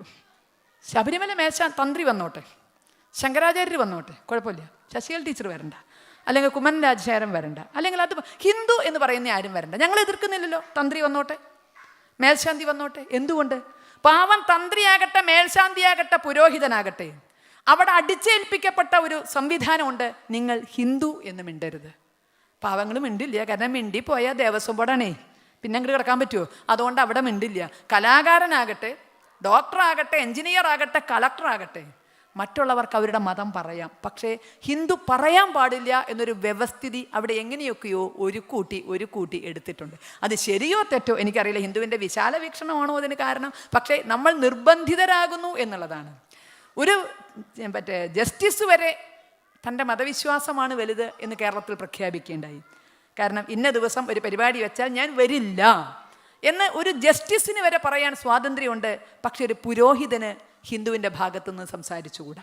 ഇങ്ങനൊരു വ്യവസ്ഥിതി അവിടെ ഉണ്ടാക്കിയെടുത്തത് കൊണ്ട് ഈ വ്യവസ്ഥിതിയുടെ ഭാഗമാകാൻ നമ്മളെല്ലാം നിർബന്ധിതരാകുന്നു. കുറച്ച് നിർബന്ധിതരായി ബാക്കി നമ്മൾ മത്സരിക്കുന്നു. എന്തിനാ ആവശ്യമില്ലാത്ത പ്രശ്നം ഉണ്ടാക്കണം? അപ്പോൾ അല്ലേ ഇവിടെ ഇത്തരം പ്രശ്നങ്ങളൊക്കെ ഉണ്ടാകുമായിരുന്നോ ഹിന്ദു എന്ന് പറയുന്നവരെ ഇങ്ങോട്ട് വിളിച്ചില്ലായിരുന്നെങ്കിൽ, ഹിന്ദു ഐക്യവേദി എന്നൊരു പേരുണ്ടാക്കിയില്ലായിരുന്നുവെങ്കിൽ ഇത്തരം ഒരു പ്രശ്നമില്ലാതെ അലയൊഴിഞ്ഞ കടൽ പോലെ ഇത് അങ്ങോട്ട് പോകുമായിരുന്നു. അപ്പോൾ ഇങ്ങനെ അടിച്ചേൽപ്പിക്കുന്ന ഒരു സംവിധാനം ഇവിടെ ഉണ്ടാകുമ്പോൾ അവിടെയാണ് കേരളത്തിലെ ക്ഷേത്രങ്ങൾ മാറി നിൽക്കുന്നത്, മടിച്ചു നിൽക്കുന്നത്. എന്തിനാ നമ്മൾ ഹിന്ദു ആകണത്? പൊതുവേ ഞാൻ മനസ്സിലാക്കിയിടത്തോളം ഒരു ഹിന്ദുവും അവൻ്റെ മതവിശ്വാസവും തമ്മിലുള്ള ബന്ധം എന്തിനോടെങ്കിലും ഉപമിക്കാമെങ്കിൽ അത് ഭാര്യാഭർത്തൃ ബന്ധത്തോടാണെന്ന് പറഞ്ഞാൽ, നമ്മൾ നമ്മുടെ മതവിശ്വാസമായിട്ടുള്ള ബന്ധം, മലയാളിയുടെ കേട്ടോ പറയണത്, ഭാര്യാഭർത്തൃ ബന്ധത്തോടെയാണ്. അത്ര അടുത്ത ബന്ധമാണോ എന്നൊന്നും ചോദിക്കരുത് കേട്ടോ. ഭാര്യാഭർത്തൃ ബന്ധമാണോ ലോകത്തെ ഏറ്റവും അടുത്ത ബന്ധം നമ്മൾ വിശ്വസിക്കുന്നു. അത്ര അടുത്ത ബന്ധമാണോ എന്നൊന്നും ചോദിക്കരുത്. ഭാര്യാഭർത്തൃ ബന്ധത്തിന് 2 മുഖമുണ്ട്. അത് ഇരിക്കണം എല്ലാവർക്കും അറിയാം. എന്താന്ന് പറഞ്ഞാൽ, ഒന്ന് അവർ മാത്രമുള്ളപ്പോൾ ഒരു മുഖമാണ്. അപ്പോൾ വിചാരം വേറെയാണ്, വികാരം വേറെയാണ്, ആഗ്രഹം വേറെയാണ്. അത് നമുക്കറിയാം, പ്രകൃതി നിശ്ചയിച്ചു തന്നതുമാണ്. അതെല്ലാവർക്കും നിശ്ചയമുള്ള കാര്യമാണ്. ഇനി ഇതിനൊരു ജനകീയ മുഖമുണ്ട്. അവർ മാത്രമുള്ളപ്പോൾ ഒരു മുഖമല്ലാതെ ഒരു ജനകീയ മുഖമുണ്ട്. അതെങ്ങനെയാണ്? അതാണ് പണ്ടൊരു വീട്ടമ്മ പറഞ്ഞത്, മക്കൾ 3 ആയേ പിന്നെ ഞാൻ എൻ്റെ നായരുടെ മുഖം ഒന്ന് കണ്ടതെന്ന്. സത്യമല്ലാന്നറിയാം, പക്ഷെ അങ്ങനെ പറയണം എന്നാണ് ലൗകിക മര്യാദ. മക്കൾ 3 ആയേ പിന്നെ ഞാൻ എൻ്റെ നായരുടെ മുഖം ഒന്ന് കണ്ടെന്ന്. ഇതാണ് ഇപ്പോൾ ഹിന്ദുവിനും ഹിന്ദുമതത്തിനും പറ്റിയിരിക്കുന്ന ഒരു കുഴപ്പം. നമ്മൾ 2 ആൾ മാത്രമേ ഉള്ളൂവെങ്കിൽ വാതിൽ അടച്ചിട്ടാണെങ്കിൽ വികാരം വിരലിൻ്റെ അറ്റത്തുനിന്ന് ശിരസ് വരെ ഇങ്ങോട്ട് കയറും. ശിരസ് വരെ. എന്താ ഇതിങ്ങനെ? നമ്മളോട് മാത്രം ഇങ്ങനെ? ലോകത്തെല്ലാവർക്കും വരാമെങ്കിൽ ഇവിടെ ആരൊക്കെ വന്നു പോകുന്നു, അപ്പോൾ ഒന്നും ആക്ഷേപമില്ല. എന്തേ ഒരു ശശികല ടീച്ചർക്കും ഒരു ഗോപാലകൃഷ്ണനും മാത്രം പ്രശ്നം അല്ലേ? ലോകത്തെല്ലാവർക്കും സംഘടിക്കാമെങ്കിൽ നമുക്ക് മാത്രം എന്താ ഇങ്ങനെ? ശരി. അതിൻ്റെ ഇടയിൽ കാറ്റത്ത് വാതിലൊന്നാണ് തുറന്നാലോ? അറിയാണ്ടേ, കാറ്റിനറിയില്ലല്ലോ നമ്മളിവിടെ രഹസ്യ സംഭാഷണം നടത്തണം എന്നുള്ളത്. വാതിലൊന്നാണ് തുറന്നാലോ? മക്കൾ 3 ആയേ പിന്നെ നായരുടെ മുഖം ഒന്ന് കണ്ടണം. എന്ത് ഹിന്ദുത്വം? എനിക്ക് അങ്ങനെയൊന്നുമില്ല. ഓൾ ആർ മാത്തമാറ്റിക്സ്, എല്ലാം കണക്കാണ്. അല്ലേ? നിങ്ങളുടെ ഇംഗ്ലീഷ് അല്ലല്ലോ ഞങ്ങളുടെ ഇംഗ്ലീഷ്, മാറ്റില്ല. നിങ്ങൾ ഇവിടുന്ന് പഠിപ്പിച്ചിട്ടല്ലേ നമ്മൾ പഠിച്ചേണ്ടത്. അതുകൊണ്ട് ഓൾ ആർ മാത്തമാറ്റിക്സ്, എല്ലാം കണക്കാന്ന്. അപ്പോൾ പെട്ടെന്ന് നമ്മുടെ ഭാവം മാറി, വികാരം. അപ്പോൾ അതാ ആ ഭാര്യാഭർത്തൃ ബന്ധം പോലെ വാതിലടച്ചിട്ടാൽ മറ്റാരും ഇല്ല എന്ന് തോന്നുമ്പോൾ ഉണ്ടാകുന്ന വികാരവും വിചാരവുമായി ഹിന്ദുത്വം മാറുന്നു. വാതിൽ തുറന്നാൽ അങ്ങനെ ഒരു അപകടവും ഇല്ല, മക്കൾ 3 ആയേ പിന്നെയാണ് എന്ന് പറയുന്ന അഭിനയിക്കാൻ നമ്മൾ നിർബന്ധിതരാകുന്നു. അതുകൊണ്ട് തന്നെ നമ്മുടെ ക്ഷേത്രങ്ങൾ പലതും എന്താണോ ചെയ്യേണ്ടത് അത് ചെയ്യാൻ ആഗ്രഹമുണ്ടെങ്കിലും മടിച്ചു നിൽക്കുന്നു. ഇപ്പോൾ ഒരു ചെറിയ ഉദാഹരണം ഞാൻ പറഞ്ഞുതരാം. മലയാളി ഉത്തരേന്ത്യയിൽ പോകുന്നു, ക്ഷേത്രങ്ങളൊക്കെ കാണുന്നു, വിസ്തരിച്ച് തൊഴുന്നു. ഹരിദ്വാരാകാം, കേദാർനാഥ്, എവിടെയും പോകും അല്ലേ. അവിടെ ഇങ്ങനെ തൊഴുമ്പോൾ ആദ്യം തൊഴി അങ്ങോട്ട് അറിയോ, താഴിയക്കുളത്തിൻ്റെ മേലെ പാറി കിടക്കണ കാവി പതാക ഉണ്ടാകുക. ഒരു പ്രശ്നമില്ല, തൊഴുന്നു. എന്നാൽ ശരി, കേരളത്തിൽ വന്നു, ഒരമ്പലത്തിലൊരു ഉത്സവമുണ്ട്, ഒരു കാവിക്കൊടി കെട്ടണ്ട. അയ്യോ, നിങ്ങൾ എന്ത് കെട്ടിയാലും കാവിക്കൊടി കെട്ടണ്ട. അലങ്കാരത്തിന് പോലും ഒരു LP സ്കൂളിൻ്റെ വാർഷികത്തിന് അലങ്കരിച്ച മാതിരിയാണ് പല സ്കൂളും അലങ്കരിക്കുക. LP സ്കൂളിൻ്റെ വാർഷികത്തിന് കാക്കിരി പൂക്കിരി കണ്ണൻ ചിരട്ട പറഞ്ഞ് കയ്യിലുള്ള കളറൊക്കെ എടുത്ത് വെട്ടിയിട്ട് അലങ്കരിക്കില്ലേ, ഇതുപോലെയാണ്. അതിൽ രാത്രി പ്രസിഡന്റ് സെക്രട്ടറിയും ടോർച്ചടിച്ച് പോയി നോക്കും, കാവ്യൊന്നും പെട്ടിട്ടില്ലല്ലോ. എന്തേ? അല്ല, നമ്മൾ വെറുതെ പുലിവാൽ ഉണ്ടാക്കണ്ടല്ലോ വെച്ചാൽ അത് ചിലർക്ക് ഇഷ്ടമല്ലേ, അപ്പോൾ വേണ്ട, കാവ്യ വേണ്ട. എന്നാൽ ഒരു ഓമ് വെച്ചോട്ടെ, അയ്യോ അത് തീരെയും വേണ്ട, ഓമ് തീരെയും വേണ്ട. ഞാൻ തിരുവനന്തപുരത്ത് കഴിഞ്ഞ മാസത്തിലൊരു പരിപാടിക്ക് ചെന്നപ്പോൾ അവിടുത്തെ വൈദ്യുത ദീപാലങ്കാരം കണ്ടിട്ട് എൻ്റെ വായ കൂടിയില്ല. പൊതുവേ വായ തുറന്നു വെക്കുന്ന ഒരു സ്വഭാവം ഉണ്ട്, അതുകൊണ്ടാണല്ലേ വായ കൂടുന്നത്. 10 ലക്ഷം റുപ്യക്ക് അത്ര കരാർ കൊടുത്തിട്ടുണ്ട് വൈദ്യുത ദീപാലങ്കാരങ്ങൾ. അപ്പം ഇങ്ങനെ നോക്കുമ്പോൾ റോട്ടിൽ കൂടി ഒരു തീവണ്ടി ഓടുന്നു, മതിലുമ്മ കൂടിയേ. LED ലൈറ്റ് വെച്ചിട്ടുള്ള സംവിധാനം, ഒരു എഞ്ചിനുണ്ട്, 4 കമ്പാർട്ട്മെൻറ്റുണ്ട്, കുത്തിച്ച് ഓടുന്നു. കുഴപ്പമില്ല. തൊട്ടപ്പുറത്ത് കഴിഞ്ഞപ്പോൾ വലിയൊരു കശുമാങ്ങ, അതുമ്മ അണ്ടി ഉണ്ടാകുന്നു, വീഴുന്നു, വീണ്ടും ഉണ്ടാകുന്നു, വീഴുന്നു. LED സംഗതി കുഴപ്പമൊന്നുമില്ല, അമ്പലത്തിൻ്റെ ഉത്സവമാട്ടോ. പക്ഷേ എനിക്ക് തോന്നിയൊരു കാര്യം, നമ്മൾ ഡൽഹൌസി പ്രഭുവിൻ്റെ ജന്മവാർഷികമോ ചരമവാർഷികമോ ഒന്നും അല്ലല്ലോ അവിടെ ആഘോഷിക്കണത്. തീവണ്ടി ഓടുന്നു, കശുമാങ്ങ, പോർച്ചുഗീസുകാരൻ്റെ വരവിൻ്റെ ആഘോഷമല്ല. അപ്പോൾ ഇതൊക്കെ ചെയ്യാം നമുക്ക്. പക്ഷെ നേരത്തെ പറഞ്ഞ പോലെ ഒരു കാവ്യാകട്ടെ, അയ്യോ അതൊന്നും വേണ്ട, നമുക്ക് ചിലർക്ക് ഇഷ്ടമല്ലേ, അതുകൊണ്ട് വേണ്ട. ഇപ്പം ഇത്തിരി ഗീതാമന്ത്രങ്ങളൊക്കെ ശ്ലോകങ്ങളൊക്കെ ചൊല്ലണുണ്ട്, പക്ഷെ എനിക്ക് തോന്നുന്നു നിർത്താറായി എന്ന്. ലേശം കഴിഞ്ഞാൽ നമ്മൾ പറയാതെ ഗീത അമ്പലത്തിൽ വേണ്ട കേട്ടോ. എന്തേ, ഇതാ കണ്ടില്ലേ വിവാദം ഉണ്ടാക്കിയില്ലേ, ഗീതയ്ക്ക് ഭാരതത്തിൻ്റെ ദേശീയ ഗ്രന്ഥം എന്ന സ്ഥാനം കൊടുക്കണം എന്ന് പറഞ്ഞപ്പോഴല്ലേ നമ്മൾ പലരുടെയും പൂച്ച പുറത്തേക്കെടുത്ത്. അതുവരെ ഗീത അതാണ് ഇതാണ് ആനയാണ് ചേനയാണ്, ഗീതയുടെ ചട്ട പോലും കാണാത്തവരൊക്കെ വേദികളിൽ വന്നിട്ട് ഗീതയാണെല്ലാം ഗീതയാണെല്ലാം ഗീതയാണെല്ലാം. പക്ഷേ ഗീതയ്ക്ക് ദേശീയ ഗ്രന്ഥം എന്ന സ്ഥാനം കൊടുത്തോട്ടെ എന്ന് ചോദിച്ചപ്പോൾ പൂച്ച പുറത്തേക്ക് അടി. അത് മറ്റേ യുദ്ധം പ്രോത്സാഹിപ്പിക്കണതാണ്, മറ്റത് പ്രോത്സാഹിപ്പിക്കണതാണ്, മറിച്ചത് ഇപ്പം ഗീതയ്ക്കില്ലാത്ത കുറ്റമില്ല. ഇനി അമ്പലക്കാർ പറയാതെ ഗീത വേണ്ട കേട്ടോ, കാരണം അതിന് ഒരുപാട് പേര് എതിർപ്പുണ്ട്, അതുകൊണ്ട് നമുക്ക് ഗീത വേണ്ട. ഇതാണ് ഇപ്പം അമ്പലത്തിലെ സ്ഥിതി. ആർക്കൊക്കെ എതിർപ്പുണ്ട്, അപ്പോൾ വേണ്ട. അപ്പോൾ പണ്ടൊരു മലയാളം ക്ലാസ്സിൽ ഒരു അധ്യാപകൻ ഒരു കഥ പറഞ്ഞു തന്നിട്ടുണ്ട്. ആധ്യാത്മികമൊന്നും അല്ല കേട്ടോ. പണ്ടൊരു വിദ്വാൻ 2 പെണ്ണ് കെട്ടിയത്രേ. 2 കെട്ടിയോ പെരുവഴിയിലെന്നാണല്ലോ പറയുക. ഇയാൾ പെരുവഴിയിലാവാണ്ടിരിക്കാനുള്ള സർക്കസൊക്കെ നോക്കുന്നുണ്ട്. 2 ആളെയും സംതൃപ്തിപ്പെടുത്തി കൊണ്ടുപോകുന്നുണ്ട്. ഒന്ന് ഇയാളേക്കാൾ ചെറുപ്പക്കാരിയ ഭാര്യ, നന്ന ചെറുപ്പ. ഒന്ന് കണ്ടാൽ ഇയാളേക്കാൾ പ്രായം തോന്നും. സ്ത്രീകൾക്ക് പൊതുവെ ഇത്തിരി കൂടുതൽ തോന്നുന്നുള്ളതുകൊണ്ടാണോ നിശ്ചയില്ല, കണ്ടാൽ കുറച്ചുകൂടി കൂടുതൽ തോന്നും, നമുക്ക് പ്രായം അറിയില്ല, ആ രൂപത്തിലാണ്. ഇയാളാണെങ്കിൽ മധ്യവയസ്കനുമാണ്. അപ്പോൾ ഇയാൾ ഒരു ദിവസം ചെറുപ്പക്കാരുടെ അടുത്ത് പോവും, അടുത്ത ദിവസം മറ്റേയാളുടെ. ഒരു മിഠായി കഷ്ണം കിട്ടിയാൽ പോലും 2 ആൾക്കും കാരണം കുഴപ്പമുണ്ടാവരുത് വെച്ചിട്ട് തുല്യമായിട്ട് കൊടുക്കുക, അങ്ങനെ പോവുക. ഇതൊക്കെയാണെങ്കിലും ഭാര്യമാരുടെ മനസ്സ് നമുക്കറിയാലോ. അവരുടെ മനസ്സ് എങ്ങനെയാവും? ഇയാളെ എനിക്ക് തന്നെ കിട്ടണം എന്നുള്ളതല്ലേ. ചെറുപ്പക്കാരുടെ അടുത്ത് ചെല്ലുമ്പോൾ അവളുടെ മനസ്സിലെ മോഹം അതായിരിക്കണത്, ഇയാളെ എനിക്ക് തന്നെ കിട്ടണം എന്നുള്ളത്. അതുകൊണ്ട് അവൾ അവിടെ നല്ല ഭക്ഷണം വെക്കും, നന്നായി വിളമ്പി കൊടുക്കും. കാരണം നാളെയും വരണല്ലോ, നന്നായി വിളമ്പി കൊടുക്കും. അടുത്തിരുന്ന് മുതുകൊഴിഞ്ഞ് കഴിക്ക് ചേട്ടാ എന്നൊക്കെ പറഞ്ഞ് കഴിപ്പിക്കും. മൃഷ്ടാന്നം ഭുജിച്ചാൽ ലേശം മയക്കൊക്കെ തോന്നും. അപ്പോൾ സ്വന്തം മടിയിൽ തല പിടിച്ച് കിടത്തി തലയിലൂടെ ഇങ്ങനെ വിരലോടിക്കും. എന്തൊരു സ്നേഹനിധിയായ ഭാര്യയല്ലേ. പക്ഷെ അവിടെയാണ് കയ്യിലിരിപ്പ് എന്താണെന്നുള്ളത് മനസ്സിലാവുന്നത്. ഇതിപ്പോഴല്ല, ഞാനൊക്കെ പഠിക്കണ കാലം എന്ന് പറഞ്ഞാൽ കൊല്ലം കുറച്ച് പോയി. എനിക്ക് സർവീസ് തന്നെ 34 കൊല്ലമായി. അപ്പോൾ കുറച്ച് കൊല്ലം മുമ്പാണ് ഈ ഗോദ്രേജ് അല്ലെങ്കിൽ ഹെയർ ഡൈകളൊന്നും ഇറങ്ങിയിട്ടില്ല. ഇയാളുടെ തല എന്ന് പറഞ്ഞിട്ടുണ്ടെങ്കിൽ ഏറെക്കുറെ ചായപ്പൊടി പാത്രത്തിൽ പഞ്ചാര വീണ മാതിരിയാണ്. ഇയാൾ മധ്യവയസ്കനാണ്. അപ്പോൾ അവിടെയാണ് ഈ കളി ഇരിക്കണത്. ചെറുപ്പക്കാരുടെ മനസ്സിൽ ഇതെന്താ അറിയുക, ഇവളൊക്കെ 2 നിറം അങ്ങനെ കാണുമ്പോൾ സഹിക്കില്ല. അയാളുടെ വെളുത്ത മുടി ഇവൾക്ക് തീരെ പറ്റണില്ല. കാരണം എൻ്റെ ഭർത്താവിനെ ചെറുപ്പാ തോന്നിയാലേ എൻ്റെ അടുത്ത് നിൽക്കുള്ളൂ. അപ്പോൾ ഇവളുടെ ഉദ്ദേശം എന്താ, ഈ തലയെക്കൂടി ഇങ്ങനെ വിരലോടിക്കും. ഇറങ്ങിക്കോളൂ ചേട്ടാ എന്ന് പറഞ്ഞ് കൊച്ചു വർത്താനൊക്കെ പറഞ്ഞ് തലയെക്കൂടി ഇങ്ങനെ വിരലോടിക്കുമ്പോൾ അയാൾ അറിയാതെ ഓരോ വെളുത്ത രോമം പിഴുതിങ്ങെടുക്കും. ഇയാൾ എന്തോ പറ്റിയാലോ വെച്ചിട്ട് തല തപ്പം, ഇല്ല ചേട്ടാ ഉറങ്ങിക്കോളൂ എന്ന് പറയും. വീണ്ടും തലോടും, ഒരു വെളുത്ത രോമം കൂടി പിഴും. അന്നത്തെ കഥ അവിടെ കഴിഞ്ഞു. പിറ്റേ ദിവസം പ്രായമായ ഭാര്യയുടെ അടുത്ത് ചെല്ലും. അവിടെ നല്ല ഭക്ഷണം വെക്കും, നന്നായി വിളമ്പി കൊടുക്കും, ഊട്ടും, എല്ലാം കഴിഞ്ഞും ഉറക്കം വരും, മടിയിൽ പിടിച്ച് കിടത്തും, തലയിലൂടെ ഒഴുകും. അവിടെ വരെ ശരിയാ. പക്ഷേ അവളുടെ കണ്ണുടക്കണ മുഴുവൻ ആ കറുത്ത മുടിയില്ല. ഇയാൾ ചെറുപ്പക്കാരനായി അവിടുന്ന് ഇങ്ങോട്ട് പോരില്ല. അപ്പോൾ അവളുടെ ഉദ്ദേശം എന്താ, ആ തലയിൽ ഇങ്ങനെ വിരലോടിച്ച് ഓരോ കറുത്ത രോമം പിഴുതിങ്ങോട്ട് എടുക്കും. എന്താ ചേട്ടാ, കുഴപ്പമില്ല ഒഴിഞ്ഞുകൾ. ഇത് ദിവസവും സംഭവിക്കുകയാണ്. ചെറുപ്പക്കാരുടെ അടുത്ത് ചെന്നാൽ വെളുത്ത മുടി പറിച്ചു, പ്രായമായ ആളുടെ അടുത്ത് ചെന്നാൽ കറുത്ത മുടി പറിച്ചു. അവസാനം അയാളുടെ തല അതുപോലെ ഇരിക്കും. എന്തിനാ ചിന്തിച്ച് ബുദ്ധിമുട്ടണേ? നമ്മുടെ അമ്പലങ്ങളെയൊക്കെ പോലെ തന്നെ. കാരണം അത് അവർക്ക് ഇഷ്ടമല്ല, എന്നാൽ അത് വേണ്ട. ഇത് ഇവർക്ക് ഇഷ്ടമല്ല ഇതും വേണ്ട, അത് മറ്റവർക്ക് ഇഷ്ടമല്ല അതും വേണ്ട, പിഴുത് കളഞ്ഞ് ധർമ്മവുമായി ഒരു ബന്ധവുമില്ലാതെ നമ്മൾ എന്തൊക്കെയോ ചടങ്ങുകൾ കാട്ടിക്കൂട്ടുന്നു. അതാണ് ക്ഷേത്രമെന്ന്, അതാണ് സംസ്കാരമെന്ന്, അതാണ് ധർമ്മമെന്ന് നമ്മളങ്ങോട്ട് ധരിച്ച് വശാവുകയും ചെയ്തപ്പോൾ കുടുംബ ബന്ധങ്ങളുടെ ആധികാരികതയിൽ, കുടുംബ ബന്ധങ്ങളുടെ ഊഷ്മളതയിൽ 10,000-കണക്കിന് വർഷം നിലനിന്ന സനാതന ധർമ്മം അതിനെ പൂട്ടിക്കണമെങ്കിൽ കുടുംബ ബന്ധം തകർത്തേ മതിയാകൂ എന്ന് ഇന്ന് അവിടെ പോലും മനസ്സിലാക്കി കഴിഞ്ഞു. അപ്പോൾ ഇവിടെ നിങ്ങൾ വളരെ ഒരു കുടുംബ ബന്ധങ്ങൾക്ക് വലിയ പ്രാധാന്യം കൽപ്പിക്കാത്ത ഒരിടത്താണ് നിങ്ങൾ ഹിന്ദു ധർമ്മവുമായി വരുന്നത്, അല്ലേ? സാക്ഷാൽ ഭഗവാൻ പോലും തൻ്റെ വളർത്തിയിട്ടേ ഉള്ളൂ യശോദാമ്മയുടെ അടുത്ത്, വളർത്തച്ഛനായ നന്ദഗോപരുടെ അടുത്ത്. നമുക്കറിയാം, നന്ദഗോപര് കപ്പവുമായി കംസനെ കാണാൻ ചെന്നപ്പോൾ കൃഷ്ണൻ പറയുന്നൊരു ഭാഗം പണ്ട് 3-ാം ക്ലാസ്സിൽ പഠിപ്പിക്കാണ്ടായിരുന്നു.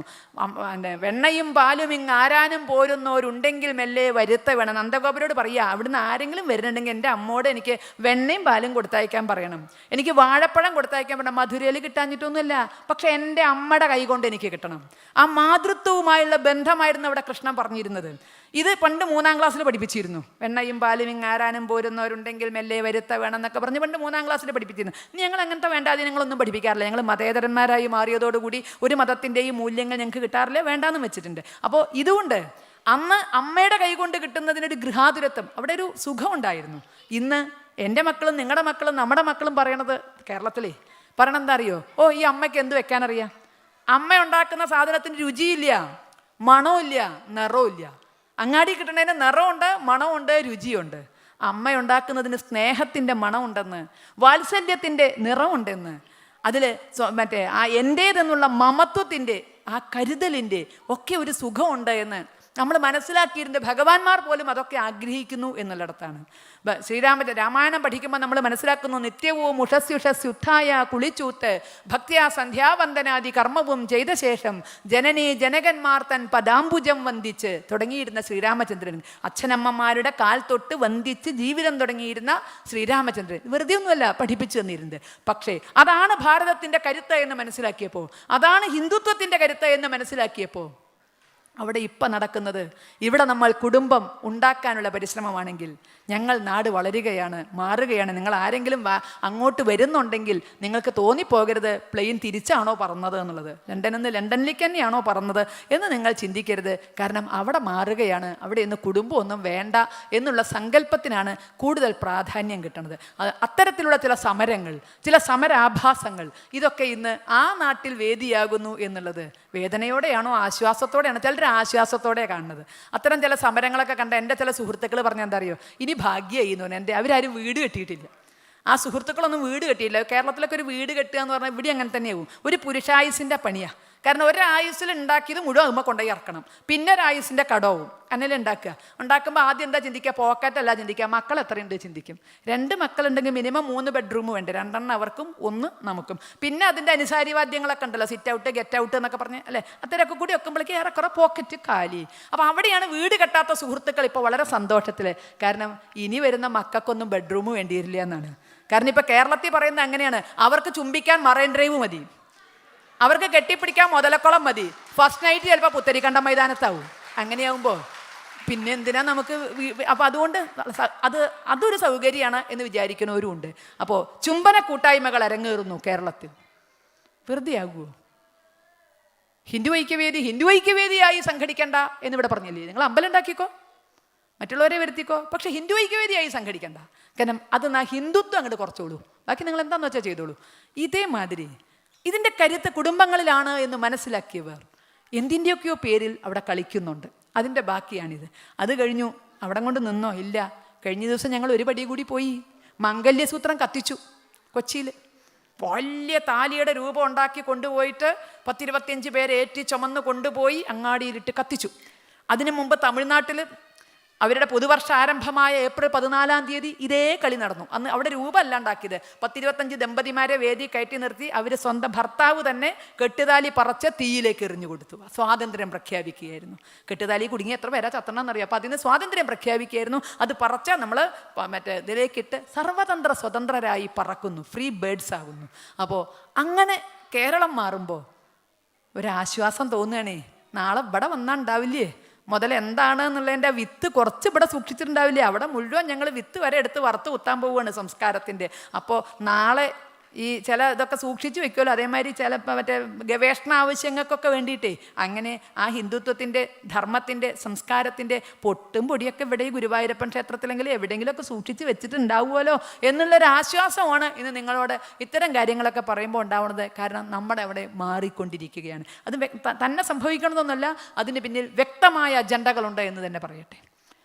സന്യാസി പറയരുത്, മറ്റുള്ളവർ പറയരുത്, ഇവരുടെയൊക്കെ അവസാനം വിഷമം ഞങ്ങളാ കേൾക്കാറ്. ഞങ്ങളോടൊക്കെ ഫോൺ ചെയ്തിട്ട് അതെ ഞങ്ങൾ ഇങ്ങനെ ഒരു സ്ഥാനത്ത് ഇരിക്കുകയല്ലേ, ഞങ്ങൾക്ക് പറയാൻ പറ്റില്ലല്ലോ, ടീച്ചർ എവിടെയെങ്കിലുമൊക്കെ ചെല്ലുമ്പോൾ പറയണം കേട്ടോ ഞങ്ങളുടെ വിഷമം എന്നതാണേ, ഇത് ഇങ്ങനെയാണ് ബുദ്ധിമുട്ടെന്ന് ടീച്ചർ എവിടെയെങ്കിലുമൊക്കെ ഒന്ന് ചെല്ലുമ്പോൾ പറയണം കേട്ടോ, ഞങ്ങൾ ഇങ്ങനെ ആയിപ്പോയില്ലേ, ഞാൻ ഇതായിപ്പോയില്ലേ, ഞാൻ പൂജാരി ആയിപ്പോയില്ലേ, ഞാൻ സന്യാസി ആയിപ്പോയില്ലേ, ഞാൻ ഇന്നതായിപ്പോയില്ലേ. ഈ വിഷമത്തോടു കൂടി ജീവിക്കുമ്പോൾ ഗുരുവായൂരപ്പ ക്ഷേത്ര സന്നിധിയിൽ ഈ ലണ്ടനിൽ ഹിന്ദുത്വം പറയാൻ നമുക്ക് മടിയുണ്ടാകരുത്. ഇത് ആർക്കും എതിരെയല്ല.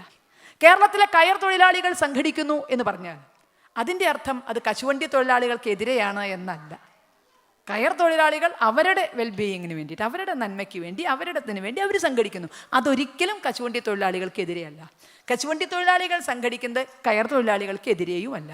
അപ്പോൾ ഇവിടുത്തെ ഹിന്ദു സംഘടിക്കുന്നത് മുസൽമാനെതിരെയല്ല, ക്രിസ്ത്യാനിക്കെതിരെയല്ല. ലോകത്ത് 56ഓളം ക്രൈസ്തവ രാജ്യങ്ങളും ഇസ്ലാമിക രാജ്യങ്ങളും ഉള്ളിടത്ത് ഒറ്റ രാജ്യം പോലും സ്വന്തമല്ലാത്ത നമ്മൾ സംഘടിച്ചാൽ എവിടുന്നാണ് ശത്രു ആവാൻ പോണത്? അങ്ങനെ ഒരു പാരമ്പര്യം നമുക്കില്ലേ ഇനി? പിന്നെ എന്തിനാണ് നമ്മൾ ഭയക്കണത്? എന്തിനെയോ ഭയക്കുന്നു, സത്യമാണ്. ആരൊക്കെയോ വിലങ്ങുകളും നമുക്ക് വേണ്ടി പണിയിക്കുമ്പോൾ ആ വിലക്കുകളും വിലങ്ങുകളും ഒക്കെ തന്നെ അഴിഞ്ഞു പോകും എന്നാണ് പ്രതീക്ഷ. അഴിഞ്ഞു പോയില്ലെങ്കിൽ അവയൊക്കെ തട്ടി എറിയാനുള്ള ശക്തി അതുകൂടി നാമം ചൊല്ലുന്ന നമ്മുടെ നാവുകൾക്കുണ്ടാകണം, പ്രാർത്ഥിക്കുന്ന നമ്മുടെ ചുണ്ടുകൾക്ക്, നമ്മുടെ കൈകൂപ്പുന്ന നമ്മുടെ കരങ്ങൾക്കുണ്ടാകണം. ഇവിടെ നവവിധ ഭക്തിയൊക്കെ പറഞ്ഞു, കാണാനും കേൾക്കാനും പറയാനും അല്ലേ, കാണാനും കേൾക്കുകയും പറയുകയൊക്കെ ചെയ്യുമ്പോൾ ആ ഭക്തിയിൽ ഒരല്പം ശക്തി കൂടി, ഒരല്പം യുക്തി കൂടി നമുക്കുണ്ടായാൽ അത് ലോകത്തിൻ്റെ നിലനിൽപ്പിന് വേണ്ടിയാണ്. ആരിലേക്കും അങ്ങോട്ട് കടന്നു ചെല്ലാനല്ല, നമ്മൾ ചുരുങ്ങാതിരിക്കാൻ. നിങ്ങളൊരു ക്ഷേത്രം നിർമ്മിച്ചു, നാളെ ഇവിടെ ഹിന്ദു ഇല്ലെങ്കിൽ ഇതിൻ്റെ സ്ഥിതി എന്താ? അവിടെയാണ് നമ്മൾ മറ്റേതു സംവിധാനത്തിലേക്കായിക്കൊള്ളട്ടെ നമ്മളെ മാറ്റാൻ ശ്രമിക്കുന്നുണ്ടെങ്കിൽ അതിനെ എതിർക്കേണ്ടി വരുന്നത് അത്തരമൊരു സാഹചര്യത്തിലാണ്. അവരവരായി ജീവിക്കുകയാണെങ്കിൽ ആ ഒരു കുഴപ്പവും നമ്മൾ ആരും പറയുന്നില്ല, ആർക്കൊരു ആക്ഷേപമില്ല. നാളെ ഹിന്ദു ഇല്ല എങ്കിൽ അവൻ്റെ രോഗമോ പട്ടിണിയോ ദാരിദ്ര്യമോ തൊഴിലില്ലായ്മയോ മുതലെടുത്ത് ഈ മതം പണയം വെക്കേണ്ട ഒരു ദുരവസ്ഥ ഒരിക്കലും നമുക്ക് വരുന്നില്ല എന്ന് ഉറപ്പിക്കാൻ ഇവിടെയും അവിടെയും കേരളത്തിൽ നിന്നുള്ള ഗുരുവായൂരപ്പനെ നിങ്ങൾ ആ ചൈതന്യം ഇങ്ങോട്ട് കൊണ്ടുവരുന്നത്. ഗുരുവായൂരപ്പൻ സ്ഥിതി ചെയ്യുന്ന സാക്ഷാൽ ഗുരുവായൂരപ്പൻ്റെ ഭൂലോക വൈകുണ്ഠമായ ഗുരുവായൂരപ്പന കേരളത്തിലാണെങ്കിലും അങ്ങനൊരു ദുര്യോഗം ഉണ്ടാകരുത്. ദാരിദ്ര്യം കൊണ്ടോ ബുദ്ധിമുട്ട് കൊണ്ടോ അറിവില്ലായ്മ കൊണ്ടോ ഈ മതം പണയം വെച്ച് ജീവിക്കേണ്ട ഒരവസ്ഥ നമ്മുടെ സഹോദരങ്ങൾക്കുണ്ടാകില്ല എന്നുറപ്പിക്കാൻ നമ്മുടെ കൂട്ടായ്മ കൊണ്ട് സാധിക്കുമെങ്കിൽ അതൊരു വലിയ നേട്ടമാണ്. ഒരു മുസ്ലിം കൂടുതൽ നല്ല മുസ്ലിം ആകണം, ഒരു ക്രിസ്ത്യാനി കൂടുതൽ നല്ല ക്രിസ്ത്യാനിയാകണം, സംശയിക്കേണ്ട. ഒരു ഹിന്ദു കൂടുതൽ നല്ല ഹിന്ദു ആകണം എന്നും അതേ തലത്തിൽ തന്നെ നമുക്ക് ചിന്തിക്കാം, അത് പ്രാവർത്തികമാക്കാം, അതിന് പറ്റുന്ന വിധത്തിലായിരിക്കണം. അപ്പം അങ്ങനെ ആകുമ്പോഴാണ് നമ്മുടെ അങ്ങനെയൊക്കെ ചെയ്യണമെങ്കിൽ നമുക്ക് ഏറ്റവും ആദ്യം വേണ്ടത് ഒറ്റയ്ക്കാകുമ്പോഴാണ് ഭയം. ഇപ്പം രാത്രി ഒറ്റയ്ക്ക് ഏത് ഗുസ്തിയിൽ ജയിച്ച ആളായിരിക്കാം കേട്ടോ ചിലപ്പോൾ, അല്ലേ, വലിയ റെസ്ലിങ്ങിലൊക്കെ ജയിച്ച ആളായിരിക്കാം. പക്ഷേ രാത്രി 12 മണിക്ക് പുറത്തേക്ക് ഇറങ്ങിയാണേ ഒരു വാഴങ്കൈ കണ്ടാൽ മതി, ഇളകി കണ്ടാൽ അയാളുടെ കഥ അതോടെ തീർന്നു. കാരണം ഇത് വാഴങ്കയ്യാണെന്നുള്ള യാതൊരു ധാരണയില്ല. അവിടെ വീണ് ബോധമുള്ളവൻ്റെ ബോധം അപ്പോൾ പോയിട്ടുണ്ടാകും. നേരെ മറിച്ച് നമ്മൾ 4 ആൾ കൂടിയിട്ടാണ് പോകാമെന്ന് വിചാരിക്കുക. പ്രേതം തന്നെ ഇങ്ങോട്ട് വന്നു എന്ന് കൂട്ടിട്ട്, അങ്ങനെ ഒരാൾ ഉണ്ടോയെന്ന് എനിക്ക് നിശ്ചയമില്ല, ഉണ്ടെങ്കിൽ പ്രേതം തന്നെ ഇങ്ങോട്ട് വന്നു എന്ന് കൂട്ടുക. 4 ആളുണ്ടെങ്കിൽ നമ്മുടെ സ്ഥിതി നമ്മളാൾ മാറി. പ്രേതാണെങ്കിൽ എന്താ പറഞ്ഞിട്ട് വെക്കൂടെ ആരുടെ പ്രേതാന്നുള്ളതെന്ന് ചോദിക്കും നമ്മൾ. എന്തൊരു മര്യാദ ഇല്ലാണ്ട് പോണത്. ആരുടെ പ്രേതാന്ന് പറഞ്ഞിട്ട് വെക്കൂടെ എന്ന് ചോദിക്കാനുള്ള തൻ്റെ ഇടം 4 ആളാകുമ്പോൾ ഉണ്ടാകും. ഒരാളാണെങ്കിൽ കണ്ട വാഴങ്കൈ കണ്ട വെട്ടിയിട്ട വാഴ പോലെ ഒറ്റ വീഴ്ചയാക്കുന്നത് പ്രേതം അല്ലാണ്ട് വേറെ ഒന്നുമല്ല. പേടി എപ്പോഴും ഒറ്റയ്ക്കാകുമ്പോൾ, കൂട്ടായാൽ പേടിയില്ല. അവിടെ നമ്മളെ മനസ്സൊന്ന് മാറുന്നു. ആരെയും കയറി ആക്രമിക്കാനല്ല, സ്വന്തം ജീവിതത്തിൻ്റെ കാര്യത്തിൽ. ക്രമം നമ്മുടെ രീതിയല്ലല്ലോ, ക്രമത്തിന് വേണ്ടിയാണ് നമ്മളിത് ചെയ്യണം, അക്രമത്തിന് വേണ്ടിയല്ല. അപ്പോൾ അതിന് നമ്മുടെ കൂട്ടായ്മയാണ് ആവശ്യം. നമുക്ക് കൂട്ടായ്മ ഇല്ലെങ്കിൽ ആർക്കാ കൂട്ടായ്മ ഉള്ളതല്ലേ? ലോകാ സമസ്ത സുഖിനോ ഭവന്തു. ഋഷീശ്വരന്മാരുടെ കാലഘട്ടം മുതൽ ഇന്ന് വരെ സംസ്കൃതത്തിൻ്റെ മുറിയൊന്നും അറിയില്ലെങ്കിലും ഞാനും പറയും നിങ്ങളും പറയും, നമ്മളാരാ കേമന്മാരാ, ലോകാ സമസ്ത സുഖിനോ ഭവന്തു അല്ലേ, ഇതാണ് നമ്മുടെ ധർമ്മം. ഒരു ചെറിയ കഥയല്ല, എവിടെ നടന്നു എന്നും ചോദിക്കരുത്, കഥയെ ചോദ്യമല്ലേ കേട്ടോ. ഒരു ക്ഷേത്രത്തിൽ സർവൈശ്വര്യ പൂജ നടക്കുകയാണ്. ഇപ്പം അങ്ങനെ ഒരു സംവിധാനമൊക്കെ ഉണ്ട് അവിടെ, വിളക്ക് പൂജ എന്നൊക്കെ പറയാം. 100 കണക്കിന് അമ്മമാരിരുന്ന് പൂജിക്കുന്നുണ്ട്, ആരാധന നടത്തുന്നുണ്ട്. അതിൻ്റെ ഇടയിൽ മന്ത്രങ്ങൾ കഴിഞ്ഞു. അപ്പോൾ ആചാര്യനും ലേശം തിരക്കുണ്ട്, വേദിക്കും ഇത്തിരി തിരക്കുണ്ട്. അതുകൊണ്ട് അർച്ചന അങ്ങോട്ട് കഴിഞ്ഞതും ആചാര്യൻ പറഞ്ഞു, അതെ ഇനി നിങ്ങളെല്ലാവരും എണീറ്റ് നിന്ന് നിങ്ങൾക്ക് വേണ്ടത് എന്താ വെച്ചാൽ പ്രാർത്ഥിച്ചോളൂ എന്ന് പറഞ്ഞു. കൈലാസം നന്നാവാൻ നമ്മളാരും ശിവരാത്രി നോക്കാറില്ലല്ലോ. നമ്മളിത് ചെയ്തതിൻ്റെ പിന്നിൽ എന്തെങ്കിലും ഒരു ഉദ്ദേശം ഉണ്ടാകും. ഭർത്താവിന് പ്രമോഷൻ കിട്ടണമെന്നോ മകളുടെ കല്യാണം കഴിയണമെന്നോ. അല്ലാണ്ട് ഇപ്പോൾ വെറുതെ ഇരുന്ന് ദേവിയെ പൂജിക്കൊന്നുമില്ലല്ലോ നമ്മൾ. അപ്പോൾ ഓരോരുത്തരും അതിങ്ങനെ പ്രാർത്ഥിക്കാൻ തുടങ്ങി അല്ലേ. എനിക്ക് നല്ലത് വരുത്തണേ, കുട്ടിയൊക്കെ നല്ലത് വരുത്തണേ, അല്ലേ അയലോക്കക്കാരൻ വീണ് കൈയൊടിയണേ, ഇങ്ങനെ ഓരോ ആവശ്യങ്ങളൊക്കെ ഉണ്ട്. ഇതൊക്കെ ഇങ്ങനെ പറയുമായിരുന്നു. കൂട്ടത്തിൽ തിരക്കുണ്ടെന്ന് പറഞ്ഞില്ലേ. അപ്പോൾ ആചാര്യൻ പറഞ്ഞു, ഇനി ഞാൻ ചൊല്ലുന്ന മന്ത്രങ്ങൾ ഏറ്റിയല്ലേ, പ്രാർത്ഥനയുടെ സമയം കഴിഞ്ഞു എന്നാണ്. മുഴുവൻ പറഞ്ഞിട്ടില്ല. അതിൻ്റെ മുമ്പ് പറഞ്ഞു, ഇനി ഞാൻ ചൊല്ലുന്ന മന്ത്രങ്ങൾ ഏറ്റു ചൊല്ലുക. ആചാര്യൻ ചൊല്ലിക്കൊടുത്തു, ലോകാ സമസ്ത സുഖിനോ ഭവന്തു. ഒരമ്മയ്ക്ക് പരിഭ്രമമായി. വളരെ ശുദ്ധിയോടെ ഈ അർച്ചന ചൊല്ലി ചൈതന്യം ഇങ്ങനെ ആവാഹിച്ചിരിക്കുമ്പോൾ ആണിത് ചെല്ലണ്. ദൈവമേ, ഹിന്ദു ആയതുകൊണ്ട് സംസ്കൃതം പഠിക്കാൻ പാടില്ലല്ലോ, ഭാരതത്തിലായതുകൊണ്ട് തീരെയും പാടില്ല, അതുകൊണ്ട് പഠിച്ചിട്ടുമില്ല. ഇതെന്താണെന്ന് ഒരു പിടുത്തമില്ല. എന്തിനാ ഈ നേരത്ത് ദൈവത്തിനോട് വല്ലതും വേണ്ടാത്ത ചോദിച്ചാൽ ചിലപ്പോൾ ഇതിൻ്റെ അർത്ഥം അറിയില്ലേ, വല്ല കൊമ്പുണ്ടാവണേന്നോ വാല് മുളയ്ക്കണേന്നോ ഒക്കെ ആണെങ്കിൽ എന്തിനാ ദൈവത്തിനോട് വേണ്ടാത്തത് ചോദിച്ചു മേടിക്കണത്. അപ്പോൾ ഇടയിൽ നിൽക്കുന്ന ഒരു ചെറുപ്പക്കാരനെ വിളിച്ചു, എടാ കുട്ടാ നിനക്ക് സംസ്കൃതം അറിയുമോ ചോദിച്ചു. ഇത്തിരിയൊക്കെ അറിയാൻ ചേച്ചി, എന്തേന്ന് വെച്ചു. എടാ എന്താടാ ഈ ചൊല്ലിയ മന്ത്രത്തിൻ്റെ അർത്ഥം എന്ന് വെച്ചു. ലോകാ സമസ്ത സുഖിനോ. അതാ കുഴപ്പമില്ല ചേച്ചി, സമസ്ത ലോകങ്ങളിലുള്ളവർക്കും സുഖം വരട്ടെ എന്ന്. അങ്ങനെയാ എടാ, എന്നാ എനിക്ക് സംസ്കൃതം അറിയണം, ഒരാളെ കൊണ്ട് താടാന്ന് പറഞ്ഞു. എന്തിനാ ചേച്ചി? അല്ല വേറൊന്നും ഉണ്ടായിട്ടല്ലേ. അപ്പം ഞാൻ അങ്ങനെ ചൈതന്യം മുറ്റി നിൽക്കണ നേരാണ്. ഈ നേരത്തെ ഞാൻ പ്രാർത്ഥിച്ച അച്ചട്ട. അപ്പം ഞാൻ ലോകാ സമസ്ത സുഖിനോ ഭവന്തു എന്ന് പറഞ്ഞാൽ സമസ്ത ലോകങ്ങളിലുള്ളവർക്കും സുഖം വരും, വന്നോട്ടെ കുഴപ്പമില്ല. പക്ഷേ എനിക്കിതിൻ്റെ കൂടെ ഒരു വരിയും കൂടി ചേർക്കണം. എന്തിനാ വരി ചേർക്കണേ? അല്ല ഞാൻ പ്രാർത്ഥിച്ച സമസ്ത ലോകങ്ങളിലുള്ളവർക്കും സുഖം വരേ, വരണോണ്ടിക്ക് കുഴപ്പമില്ല. പക്ഷേ അതിന്ന് എൻ്റെ കമലാക്ഷി മക്കളെ ഒന്നും ഒഴിവാക്കി തരണം എന്ന്. അതാരാ കമലാക്ഷി മക്കൾ? നാത്തൂന് മക്കളുമാണേ. അവർ ചെയ്തതൊന്നും ഞാൻ ചത്താലും മറക്കില്ല, അവർക്കുള്ളത് ദൈവം കൊടുക്കാണ്ടിയിരിക്കില്ല. ലോകാ സമസ്ത സുഖിനോ ഭവന്തു. സമസ്ത ലോകങ്ങളിലുള്ളവർക്കും സുഖം വരണോണ്ട് ഒരു കുഴപ്പമില്ല. പക്ഷേ സ്വന്തക്കാർക്ക് വേണ്ടാന്നേ ഉള്ളൂ. സ്വന്തക്കാരെ ആരെയൊക്കെയോ അതിൽ നിന്ന് മാറ്റി നിർത്താൻ വെമ്പുന്ന ഒരു മനോഭാവം അതില്ലായിരുന്നെങ്കിൽ ലണ്ടൻ ഹിന്ദു ഐക്യവേദിയുടെ പ്രഥമ ഹിന്ദുമത പരിഷത്ത് മെയ് മാസം 2-ാം തീയതി നടക്കേണ്ടിയിരുന്നു. പക്ഷേ നടന്നില്ല. കാരണം ഇങ്ങനെയൊരു ചില പടലപ്പിണക്കങ്ങളോ ചില കുത്തലുകളോ ഒക്കെ വിശാല വീക്ഷണം നമ്മൾ പറയുമ്പോഴും നമ്മുടെ ഇടയിലുണ്ട്. ഇവിടെ പിന്നെ നമുക്ക് എങ്ങനെ ഐക്യം പറയാൻ സാധിക്കും? ഇവിടെ കേരളത്തിലെ പല ക്ഷേത്രങ്ങളിലും ചെല്ലുമ്പോൾ അവിടെ ഉണ്ട്, വെള്ളമുണ്ട്, എന്നെ വെള്ളം കുടിപ്പിച്ച് അടങ്ങുന്നു.